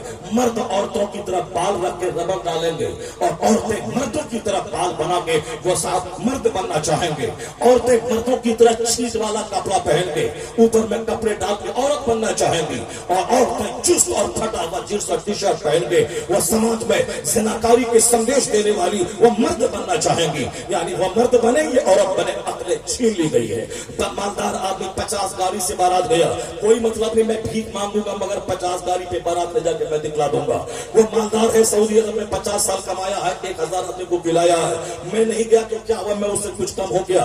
मैं बंबई में सका तो खैरात भीख मांग लूंगा, मगर मैं भी 2000 आदमी को खिला के रहूंगा। सच कहा हुजूर ने, क़यामत के करीब लोगों की अक्लें छीन ली जाएंगी, हक और ना हक समझना छोड़ देंगे, राइट और रॉन्ग का फर्क करना छोड़ देंगे, बेनिफिशियल और यूजफुल का फर्क लोग छोड़ देंगे। वो तो कहिए कि अल्लाह का एहसान है कि उलमा मौजूद है, जो जुमा के दिन हमें कहता है ये हराम है, ये हलाल है, ये नाजायज है, ये नाजायज है, ये मस्जिद है, ये मुज़र है, जो ईद के दिन खिताब करते कहता है ये हराम है, ये हलाल है, इसे करो, इसे मत करो। या सीरत का जलसा भीख मांग के मुनक़िद करके पब्लिक को जमा करके कहता है ये हराम है, मत करना, ये हलाल है, इसको करना, ये राइट है, ये रॉन्ग है, ये गुड है, ये बैड है, ये बेनिफिशियल है, ये हार्मफुल है, ये उलमा की जमात है, मैं इसे गाली देता हूँ, मगर ये मेरे जन्नत का रास्ता बताते हैं। मैं उसे कहता हूँ मस्जिद से भगा दूंगा, मगर ये कहते हैं कि तुम सोने की अंगूठी पहना हराम है, मत पहनो। मैं इसे भगाने की बात कर रहा हूँ, ये मुझे जन्नत ले जाने की बात कर रहा है, ये मुझे राह रास्त ले जाने की बात कर रहा है। पहले आदर उदर की कहानी की बातें होती थी, अकबर बिरबल की कहानी की मजलिस गांव देहात में सजती थी, और आज वो सारी महफिलें खत्म हो गई। तीजा की महफिल में वाज है, 40वां की महफिल में तकरीर है, शादी की महफिल में तकरीर है। आज आधा आला रुदल की कहानी खत्म, अकबर बिरबल की दास्तान खत्म। आज जो ये सीरत के जलसे हो रहे हैं, जो हमें टोकने की बातें हो रही है, एहसान इन उलमा का है जो हमें टोक कर गुनाहों से बचाते हैं और नेकियों का पैगाम देते हैं। नारे तकबीर, नारे रिसालत, पैगाम इस्लाम। ये इसका बेनिफिट ये मिल रहा है। दूसरों के हाथ घर में दाखिल हो, शराब की बोतलें सोफा के सामने टेबल पे सजी रहती है, मगर हमारा दुनियादार तबका भी अपने घरों में शराब अगर पीता है, चोरी छुपे पीता है। उनके हाथ ज़िना के दरबार खुले हुए हैं, इसका उनसे संबंध है, उनका उनसे संबंध है, उनका उनसे संबंध है। जब ये कहानी सुनने को मिलती है, साहब बेटी बॉयफ्रेंड के साथ, साहब बेटा गर्लफ्रेंड के साथ, माँ दूसरे बॉयफ्रेंड के साथ, बाप दूसरे गर्लफ्रेंड के साथ, यानी ये 50 करोड़ का घर है या तवाइफ का कोठा है। यूरोप और अमेरिका से ही हमने सीखा है, अपनी बीवी में दिलचस्पी खत्म हो गई और दूसरों से घंटों घंटों बात कर रहे हैं, अपने शौहर की दिलचस्पी खत्म हो गई, दूसरे मर्दों से बात कर रही है। साहब जवान बेटा है, बदन में आग लगी है और दूसरी औरतों से चैट कर रहा है। जवान लड़कियां हैं, बदन में आग लगी है, 16 साल की बच्चियां हैं, वो दूसरों से चैट कर रही है। और बाप कोर्ट में जाकर के बेटी के सामने हाथ जोड़ के गिरिया रहा है, मेरी बेटी मान जा, मेरी बेटी मान जा, 40 करोड़ मुसलमानों की नाक मत कटवा, तू गैरों के साथ मत भाग, शादी में करा दूंगा, मगर वो है कि माँ बाप भाई बहन समाज सबका प्यार ठुकरा के उस गैरों के साथ भाग रही है। ये छोकरा हमारा नौकरी की तलाश में वो दाढ़ी मोच इस्लाम दीन धर्म सब छोड़ के उसके साथ भाग रहा है। कौन सी औलाद में जन्म दे रहा हो, कैसे उसके बदन में आग लगी है कि शादी जैसे उसकी नहीं होगी। बदन में आग लगी है, आग बहक रही है, जबान बहक रही है, हाथ बहक रहे हैं, दीन धर्म जन्नत सब कुछ छोड़ करके दूसरों के साथ वो भाग रहा है, बेटियां भाग रही है। ये कसूर है। बुजुर्गों ने कहा है एक तो माँ बाप की तरबियत की कमी है। घर में फिल्मी की बात, घर में डॉक्टर की बात, घर में इंजीनियर की बात। वो कमाया, बंबई गया, 1 करोड़ का मकान बना लिया। वो इंजीनियर बना 10 लाख महीना कमा रहा है। वो डॉक्टर बना देवी 10 लाख कमा रहा है। यानी हमने बाल बच्चों को बताया कि मकान बनाना, गाड़ी खरीदना, पैसा कमाना, यही है जिंदगी का मकसद। मैंने एक दिन भी घर में कुरान नहीं पढ़ के सुनाया, मैंने हदीस पढ़ के नहीं सुनाया। आज बच्चे अगर लूट गए हैं तो कसूर हमारा है। जबकि मैंने दुनियादारों का चर्चा किया, मैंने कभी गौस की कहानी नहीं सुनाई, गरीब नवाज का चर्चा नहीं किया, मैंने इलाही का चर्चा नहीं किया, मैंने आला हजरत का चर्चा नहीं किया। कॉन्फ्रेंस में एक आवाज गूंजी और बुझ गई, मगर 360 दिन घर में मैंने बुजुर्गों की कहानी बच्चों को नहीं सुनाई, मैंने बुजुर्ग खवातीन की कहानी नहीं सुनाई। नतीजे में मेरा बच्चा लोफर हो रहा है। वह इश्क को जिंदगी का मकसद समझ रहा है। वह इश्क चाहे गैरों से लाए जाए और उसकी वजह से समाज में आग लग जाए, हजारों दुकान जल जाए, मुसलमानों की गर्दनें कट जाए, हिंदू मुस्लिम का दंगा हो जाए, वह सब चलेगा मगर वही मुझको चाहिए। ये आग कहां से लग गई है मालूम है? एक तो तरबियत की कमी है और दूसरी बुजुर्गों ने कहा है अपनी ग़िज़ा पे ध्यान दें। जब हराम ग़िज़ा बदन में जाती है तो बदन में ख्वाहिशात की दुनिया में आग लग जाती है। उसको चाहिए कोई आग बुझाने के लिए कोई हॉकर चाहिए, कोई ड्राइवर चाहिए, कोई सालगरी का छोकरा चाहिए। रहे साहब तमाम में, तबूक में और मक्का में रहे, मगर वहां से पैसा आ रहा है, हाथ में घर में रिमोट है, सामने घर में टेलीविजन है, उसमें मोबाइल में गंदी तस्वीरें हैं और साथ खाने पीने के सारे सामान है, काम करने वाली नौकर गुलाम है और फिर बेपर्दगी के लिए बाजार है और घर में ग़िज़ा, घर में तस्वीरें और घर में फोन और बदन में आग लगी तो फिर कहां जाए? तुम तो तमाम महल आ जाए। यहाँ घर में ग़िज़ा, घर में टेलीविजन, घर में तस्वीरें और घर में फैश तस्वीरें, उसके बाद आग लगी है तो कहां जाएंगे? आग बुझाने के लिए हॉकर मौजूद है, आग बुझाने के लिए टीचर मौजूद है, आग बुझाने के लिए साथ मस्जिद का छोकरा मौजूद, वो गली का छोकरा मौजूद है। आज अगर आग लगी है, पैसा तुम कमाता है, घर में आग लगी, बच्चे तुम्हारे नहीं, बीवी तुम्हारी नहीं, घर तुम्हारा नहीं, इसलिए कि हमने सिर्फ कमाना जिंदगी का मकसद समझा। ये हराम ग़िज़ा बदन में डाला, आग लग गई। वो खातून थी 27 साल मदीने की खातून, जिसका शौहर सरहद पे गया है, 27 साल के बाद लौट के आया है, न सर से दुपट्टा खिसका है, न ज़बान बहती है, न हाथ पांव बंधे हुए हैं, वो भी तो खातून थी। हराम ग़िज़ा अगर अंदर दाखिल हो शहवत की आग लगती है, और हलाल ग़िज़ा अगर अंदर दाखिल हो, यानी जिस दाना को झूठ बोल के न कमाया गया हो, जिस दाना को हराम तरीके से न कमाया गया हो, जिस दाने को दूसरों को ठग के न कमाया गया हो, आज 90% जो दौलतों की रेल पेल है उसका जायजा लिया जाए, उसमें अक्सर वो है जो हराम का रास्ता इख्तियार किया गया है। नमाजें छोड़कर, झूठ बोलकर, सूद के जरिए, रिश्वत लेकर दूसरों को ठगकर हराम जराए से कोई रोजी हासिल करे, वह खाने काबा में 10 बार हज कर ले, वह खिलाफे काबा थाम के दुआ करे। मुस्लिम शरीफ की हदीस में आया है कि दूर दराज से चल के कोई आता है या उसका हाथ तक पेट पीठ से चिपक जाए, सर गर्द आलूद हो, हाथ उठा के या रब कहे, हुजूर फरमाते हैं अल्लाह युस्तजाब। कैसे उसकी दुआ कबूल होगी?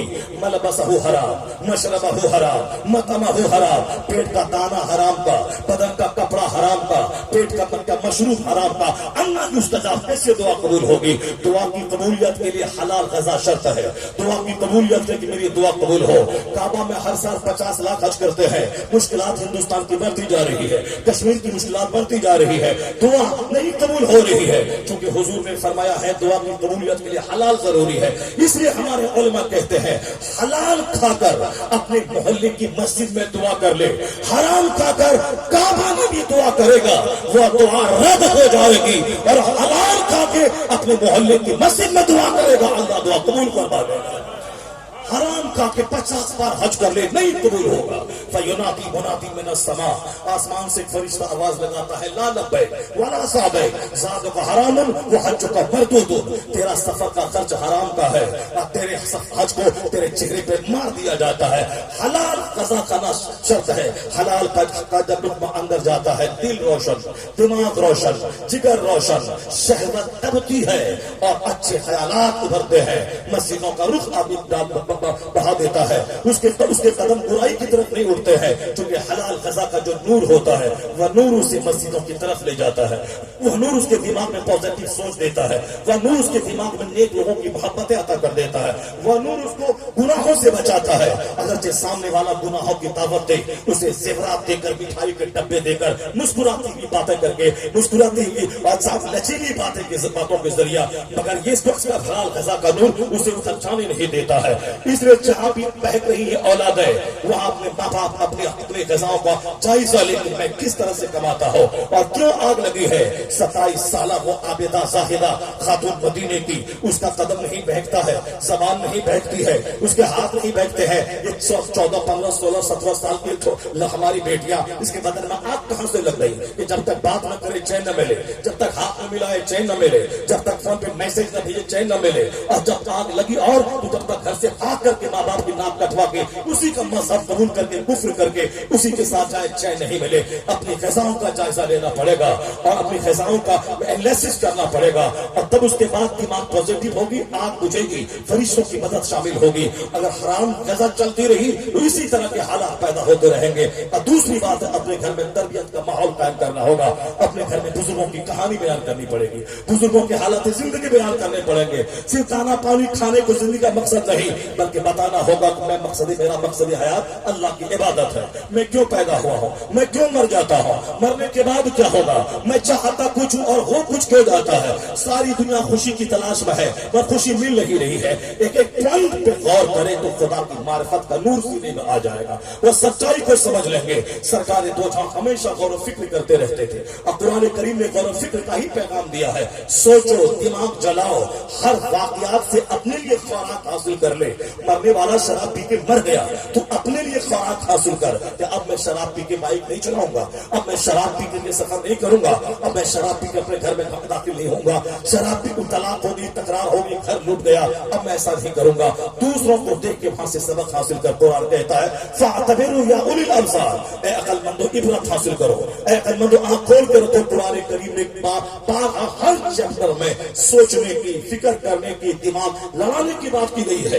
جہاں تک کہ سائنس کا سوال ہے, دماغ فولی تک, وَإِلَى السَّمَاءِ كَيْفَ رُفِعَتْ وَإِلَى الْجِبَالِ كَيْفَ نُصِبَتْ. They don't see how the camel is created, they don't see how the sky is raised, they don't see how the earth is spread. وہ غور کیوں نہیں کرتے کہ زمین کو کیسے پانی پہ پھیلا دیا, وہ کیوں نہیں غور کرتے آسمان بغیر کھمبے کے کیوں کھڑا ہے, وہ کیوں نہیں غور کرتے ہیں کہ ہم کیسے پیدا, تم کیسے پیدا ہوئے ہو. فَلْيَنْظُرِ الْإِنسَانُ مِمَّا خُلِقَ مِن مَّاءٍ دَافِقٍ يَخْرُجُ مِن بَيْنِ الصُّلْبِ وَالتَّرَائِبِ. صرف نماز, روزے, حج و زکات کی باتیں قرآن میں نہیں ہے. قرآن میں سب سے زیادہ جو بات ہے وہ غور و فکر کی بات ہے, دماغ لگانے کی بات ہے. اللہ کہتا ہے فَلْيَنْظُرِ الْإِنسَانُ إِلَىٰ طَعَامِهِ, آدمی کو اپنی خوراک پہ غور کرنا چاہیے. اَنَّا صَبَبْنَا الْمَاءَ صَبًّا ثُمَّ شَقَقْنَا الْأَرْضَ شَقًّا فَأَنبَتْنَا فِيهَا حَبًّا عِنَبًا وَقَضْبًا وَزَيْتُونًا وَنَخْلًا. اللہ کہتا ہے میں نے آسمان سے پانی گرایا, پھر ہم نے زمین کو زندگی دے دی, وہاں سے ہم نے زمین کو پھاڑ کر وہاں سے پودے نکالا. تمہارے جانور کے لیے میں نے گھاس پیدا کی تاکہ جانور کھائیں, زندہ رہیں, اور جانور کا گوشت تم کھاؤ, جانور کا دودھ تم پیو, جانور کی پیٹھ پر سواری کا کام تم لو. یہ جانور تیرے لیے ضروری ہے. اس کا گوبر بھی مفید ہے, اس کا دودھ بھی مفید ہے, اس کا چمڑا بھی مفید ہے, اس کا گوشت بھی مفید ہے. اور جانور کھائے گا کیا, اس کے لیے گھاس چاہیے. تو ہم نے آسمان سے پانی گرایا, پھر ہم نے زمین کو پھاڑا, مردہ زمین کو زندگی دے دی, وہاں سے گھاس نکالے جانور کے لیے. اور تیرے لیے میں نے انار نکالا, تیرے لیے انگور نکالا, تیرے لیے کھجور کے باغات دیے, تیرے لیے میں نے سیب نکالا. یہ سارے فروٹس تم تم کھاؤ. میں تم جو کھیتی کرتے ہو مردہ زمین کو میں پانی ڈال کے زندہ کرتا ہوں, پھر تم اس میں دانے ڈالتا ہے. اگر میں اس دانے کو پودا بنا کے نہ نکالو تو تو کھائے گا کیا؟ جو پانی تو پیتا ہے زمین سے نکالتا ہے فیٹر سے موٹر کے ذریعہ. اگر میں زمین کے نیچے سے پانی غائب کر دوں تو کون تجھ کو پانی لا کے دے گا؟ سورہ ملک کی آخری آیت میں اللہ کہتا ہے قل ارأیتم ان اصبح ماؤکم غورا فمن یأتیکم بماء معین. اگر میں زمین کے نیچے سے پانی غائب کر دوں تو صبح اٹھنے کے بعد تو پانی کہاں سے لائے گا؟ کون تیری نگاہوں کے سامنے بہتا ہوا چشمہ لا کے دے گا؟ پانی میں دیتا ہوں, دانا میں دیتا ہوں, باغات میں دیتا ہوں, پھل فروٹس میں دیتا ہوں, سارے سامان تیرے لیے میں پیدا کرتا ہوں. کبھی تم نے تنہائی میں سوچا کہ میں کس کام کے لیے پیدا ہوا ہوں, میں کیوں پیدا ہوا ہوں, میں کیوں مر جاتا ہوں, میں اس دنیا کے لیے کیا مصرف بن کے آیا ہوں؟ نعرہ تکبیر, نعرہ رسالت, نعرہ رسالت. پیغام قرآن کانفرنس حضور سید شاہنواز عالم شہبازی, حضور سید شاہنواز عالم شہبازی, علماء اہل سنت سرزمین میر علی پور. نعرہ تکبیر, نعرہ رسالت. آنے دے حضرت کو, آنے دے. بیٹھ جائیں سارے لوگ بیٹھ جائیں. شہنواز سے تشریف لے آئے. اب میرے باتوں کا خطاب ہوگا انشاءاللہ الکریم, آپ اس کو سنیں گے. سارے لوگ بیٹھ جائیں آرام سے اور درود پاک پڑھیں. اللہم صلی علی سیدنا و مولانا محمد معدن الجود والکرم وآلہ وبارک وسلم صلاۃ و سلام علیک یا رسول اللہ. جلسے کے آخری خطیب اور تشریف لے آئے, میرے باتوں کا خطاب ہونے والا. بس بیٹھ جائیں اور تھوڑی دیر میں آپ کا ٹائم لوں گا. اگرچہ میری تقریر ابھی کمپلیٹ نہیں ہوئی, میں تو صرف ایک مزاج بنا رہا ہوں کہ آپ سمجھ لیں کہ قرآن اور احادیث میں ہمارے لیے کیا کیا نسخے بیان کیے گئے ہیں. بس میں سماج کی بدعملی پہ بس تھوڑا سا میں تبصرہ کر رہا ہوں اور اس کا حل میں آپ کو دینے کی میں کوشش کر رہا ہوں. سارے لوگ خاموش رہیں اور ایک بات درود شریف پڑھیں. اللہم صلی علی سیدنا و مولانا محمد معدن الجود والکرم وآلہ وبارک وسلم صلاۃ و سلام علیک یا رسول اللہ. سارے لوگ اس قدر ٹکٹکی باندھ کر اتنے بڑے مجمع میں میری طرف غور سے دیکھ رہے ہیں. مجھ کو لگتا ہے کہ آج 4 گھنٹے کی تقریر کرنی ہی پڑے گی مجھ کو. آپ لوگوں کا تجسس بتا رہا ہے کہ بولتے جاؤ, میں سنتے جا رہا ہوں. میرے دل میں تمہاری بات اتر رہی ہے. اور پھر نوجوانوں کا ایک بڑا طبقہ ہے جو الحمدللہ اب اسلامیات اور دینیات کی طرف بڑھتا چلا جا رہا ہے. نوجوانوں کے چہرے پہ داڑیاں, ان کی پیشانیوں میں سجدوں کی طرف, ان کے عالموں کی صحبتیں اور جلسوں جلوس میں کثرت سے نوجوان طبقے کی آمد, یہ اس بات کی دھمک ہے کہ اب سماج بدلے گا, سماج میں دینداری پیدا ہوگی. سب سے پہلا آغاز ہوتا ہے سننے سے. جب آدمی سنے گا ہی نہیں تو عمل کیا کرے گا؟ اور جب سننے کی کیفیت پیدا ہو گئی ہے, یہاں سے دوسرا اسٹیپ ہے عمل کرنا. سب سے پہلا اسٹیپ ہے سننا, اور اگر نہ سنے تو پھر عمل کیسے کرے؟ الحمدللہ نوجوانوں کا ایک بڑا طبقہ پورے ہندوستان میں میں محسوس کر رہا ہوں, وہ بیانات سن رہے ہیں, بہت سارے فون میرے پاس آ رہے ہیں. اب ذرا غور سے سنیے کہ اللہ نے غور و فکر کا پیغام کیوں دیا ہے. اس طرح قرآن کی ہر ایک چیپٹر میں, قرآن کے ہر چیپٹر میں صرف ریسرچ کی بات, صرف غور و فکر کی بات آئی ہے. اب اپنی پیدائش پہ غور کر, اپنی روزی پہ غور کر, اپنے بال بچوں پہ غور کر, اپنی ابتدا پہ غور کر, اپنے انجام پہ غور کر کہ تو مرتا کیوں ہے, تو کیوں مرے گا, مرنے کے بعد کیا ہوگا. یعنی ساری باتیں کھول کھول کر قرآن نے بتا دی. اور جب آپ غور کریں گے الہی سیب انگور ہمارے لیے ہے, یہ سنترا ہمارے لیے ہے, میں کس کام کے لیے پیدا ہوا ہوں, یہ آسمان ہمارے سر پہ ہے بغیر کھوٹا کے, کس لیے بنایا گیا؟ فرشتوں کے لیے. فرشتے اس قدر محو عبادت ہے آسمان میں کہ 1 انچ جگہ نہیں ہے کہ آسمان میں کوئی دوسرا نیا فرشتہ وہاں آ سکے. وہ سارے فرشتے کروڑوں سال سے کوئی حالت سجدہ میں ہے, کوئی حالت قیام میں ہے. فرشتے کھاتے پیتے نہیں, وہ شہوت سے پاک ہے, وہ صرف عبادت کرتے ہیں. اللہ تبارک و تعالیٰ کو روزی روٹی کی ضرورت نہیں, وہ تو سب کو کھلاتا ہے, وہ خود کھانے سے پاک ہے. یہ ساری چیزیں ہمارے لیے بنی ہیں. یہ آسمان ہے تاکہ میرے سر پہ لگے کہ چھت ہے, اور اس چھت میں میرا سینہ وحشت سے پھٹ نہ جائے. یہ زمین ہے نیچے پانی پر تاکہ نیچے سے پانی مجھ کو میٹھا پانی ملتا رہے. سمندر کا نمکین پانی وہ ایک پروسیس کے تحت آسمان پہ جائے, پھر وہاں سے میٹھا بن کر کے اللہ گرا کے میرے لیے پانی کا انتظام کرتا ہے. اللہ کہتا ہے وَأَنزَلْنَا مِنَ السَّمَاءِ مَاءً مُبَارَكًا, ہم نے آسمان سے برکت والا پانی تیرے لیے اتارا ہے.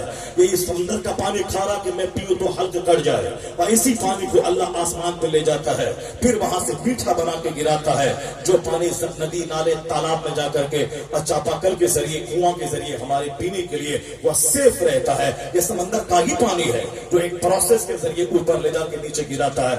اللہ کہتا ہے وہ انزلنا من السماء ماء مبارکا، برکت والا پانی میں نے تیرے لیے اتارا ہے، زمین کے نیچے سے پانی میں تیرے لیے نکالتا ہوں، آسمان بغیر کھمبے کے میں نے تیرے لیے بنایا ہے، یہ سورج جو روزانہ میں چمکاتا ہو یہ تیرے لیے ہے، والشمس تجری لمستقر لها ذلك تقدیر العزیز العلیم، لا الشمس ينبغي لها ان تدرك القمر ولا الليل سابق النهار كل في فلك يسبحون۔ قرآن کہتا ہے وہی قرآن جس کو پڑھنے کے بعد بچے حافظ قرآن بنتے ہیں، صرف رٹ لینا کمال نہیں ہے بلکہ قرآن پاک کا تیور بتاتا ہے کہ قرآن پاک کا سمجھنا کمال ہے۔ رٹ تو کوئی بھی سکتا ہے، جو حفاظ کی فضیلتیں آئی ہیں صرف رٹنے کی قطعی فضیلت نہیں آئی ہے، رٹنا ثواب کا کام ہے، اور پھر اس قرآن محفوظ رہے گا، اس سینے سے اس سینے میں منتقل ہوگا۔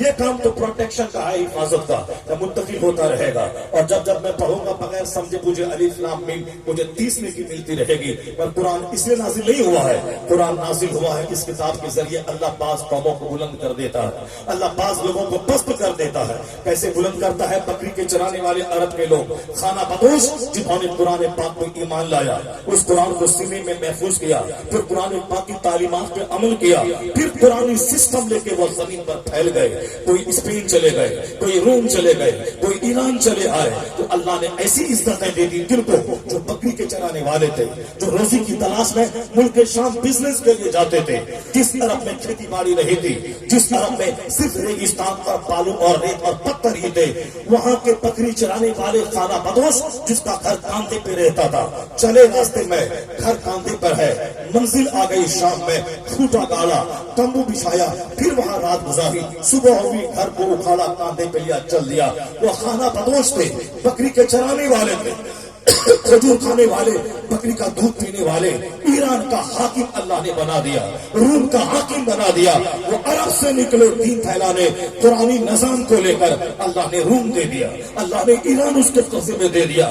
1000 سالہ سلطنت جہاں مجوسیوں کی تھی، جب وہ عرب کے لوگ نکلے عرب سے باہر، انہوں نے قرآنی نظام کو پھیلانا شروع کیا، وہ 10 قدم آگے بڑھے، اللہ کی رحمتوں نے استقبال کیا، اسے ایران کی سلطنت دے دی۔ جو خانہ بدوش تھے جن کا گھر کاندھے پہ رہتا تھا، ایران کے حاکم ہو گئے، روم کے حاکم ہو گئے، 1000 سال تک حاکم رہے۔ کچھ لوگ آئے عرب سے ہندوستان میں، محمد ابن قاسم ان کے نوجوانوں کی ٹیم آئی، وہ ہندوستان آئے عرب سے، قرآنی نظام کو پھیلانے آئے۔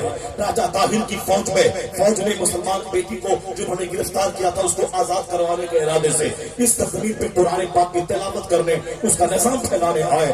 18 سالہ جوان عرب چھوڑ کے عجم میں آیا ہے، وہ قدم بڑھایا، اللہ کی رحمتوں نے استقبال کیا۔ پھر کیا ہوا؟ راجہ طاہر کی لاکھوں کی فوج سے یہ مٹھی بھر لوگ ٹکرا گئے۔ اللہ کی طرف سے ہی مدد ملتی ہے، نصر من اللہ فتح قریب۔ اللہ صرف یہ دیکھنا چاہتا کہ میرا بندہ قدم گھر سے نکال دے، یہ قدم نکال کے مسجد جائے جنت میں دوں گا، یہ قدم نکال کے کھیت میں جائے روزی میں دوں گا، یہ قدم نکال کے اسکول کالج جائے کامیابی میں دوں گا، یہ قدم نکال کے دکان میں بیٹھے کہاں سے پیسہ آئے گا وہ میں بتاؤں گا۔ تم صرف محنت کرو، گھر سے باہر نکل جاؤ۔ عرب کے لوگ قرآن پاک کی تعلیم پھیلانے ہندوستان آ گئے، مٹھی بھر لوگ تھے، راجہ طاہر کی لاکھوں کی فوج ہاتھی اور تیر اور تلوار سے لیس، یہ مٹھی بھر عرب سے چل کے آئے تھے۔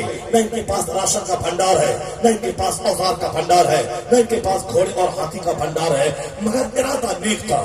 اللہ چاہتا، اللہ کہتا ہے کہ تم ایک قدم بڑھ، میری رحمت 10 قدم بڑھے گی، تم چل کے آ، میری رحمت توڑ کی طرح استقبال کرے گی۔ میں صرف گھر میں بیٹھ کے نہیں، میں چاہتا ہوں کہ تو چل کے آ، مسجد کی طرف آ، حج کے لیے چل، زکات کے لیے چل، مدرسے کے لیے چل، باقی کچھ چلنے کے بعد کیا انعام دوں گا وہ میں جانتا ہوں۔ حکومت دوں گا، سلطنت دوں گا، صحت دوں گا، تندرستی دوں گا، صرف کھائے گا سوئے گا تو سر سے لے کے پاؤں تک 1 درجن بیماری ہو جائے گی۔ یہ دنیا کھانے پینے سونے کی جگہ نہیں ہے، اتنا ہی کھا کے زندہ رہ سکے، اتنا ہی سو کے زندہ رہ سکے، اتنا ہی پہن کے سطر ٹھاپ سکے، باقی تیرا کام ہے اللہ کی زمین کو ظلم سے پاک کرنا، کرائم سے پاک کرنا، نیکی کا پیغام پہنچانا، ہر گھر میں اسلام پہنچانا، کفر اور شرک سے دنیا کو پاک کر دینا، اب مسائل سے دنیا کو پاک کرنا۔ اب تو نکل، تیری مدد میں کروں گا۔ عرب والوں عرب والے نکل گئے، اپنا پیدائشی ملک چھوڑا، اسپین چلے گئے۔ ابو ایوب انصاری میزبان رسول تھے، سرکار کے وصال کے بعد مدینہ چھوڑا، وہ قسطنطنیہ چلے گئے، یعنی کشتی پر بیٹھ کر افریقہ کے ملک میں چلے گئے۔ محمد ابن قاسم ہندوستان چلے آئے، خالد ابن ولید، سعد ابن وقاص وہ ایران کی طرف، وہ اسپین کی طرف چلے گئے۔ اللہ نے کیسی فتح دے دی۔ اسپین کرسچنوں کا ملک مسلمانوں کے قبضے میں 1000 سال تک کے لیے دے دیا، اور ایران مجوسی کا ملک مسلمانوں کے قبضے میں دے دیا۔ ہندوستان مشرکوں کا ملک 1000 سال تک مسلمانوں کے قبضے میں دے دیا۔ وہی اللہ ہے، وہی زمین ہے، وہی آسمان ہے، وہی نبی ہے، وہی قرآن ہے۔ ایسا نہیں کہ اللہ بدل گیا، نہیں، اللہ وہی ہے، ہمیشہ وہ وحدہ لا شریک ہے، وہ حی قیوم ہے، وہ ہمیشہ سے ہمیشہ رہے گا۔ ہم بدل گئے، حکومت چھن گئی، ہم بدل گئے، سکون چھن گیا، ہم بدل گئے، اولاد چھن گئی، ہم بدل گئے، معاشرہ تباہ ہو گیا۔ آواز آتی ہے، آواز آتی، آج تو بدل جا، ولا تہنوا ولا تحزنوا وانتم الاعلون ان کنتم مؤمنین۔ اگر تم مومن بنے، غم مت کھا، سستی مت کر، تو قدم بڑھا، میری طرف چل کے آ۔ آج بھی میں تیرا وہی خدا ہوں۔ بکری چرانے والوں کو میں نے ایران دیا ہے، آج بھی میں تمہیں امریکہ دوں گا، برٹین دوں گا، چائنا دوں گا، جاپان دوں گا، ہندوستان دوں گا، ملیشیا دوں گا، ساری دنیا تجھے دوں گا۔ تو گھر سے باہر نکل، میری مدد آسمان سے تیرے لیے اتر کر جائے۔ نعرہ تکبیر، نعرہ رسالت، تو محنت کر، پیغام قرآن تو محنت کر، میں تجھے دوں گا، تو محنت کر، غور و فکر کر، گھر سے باہر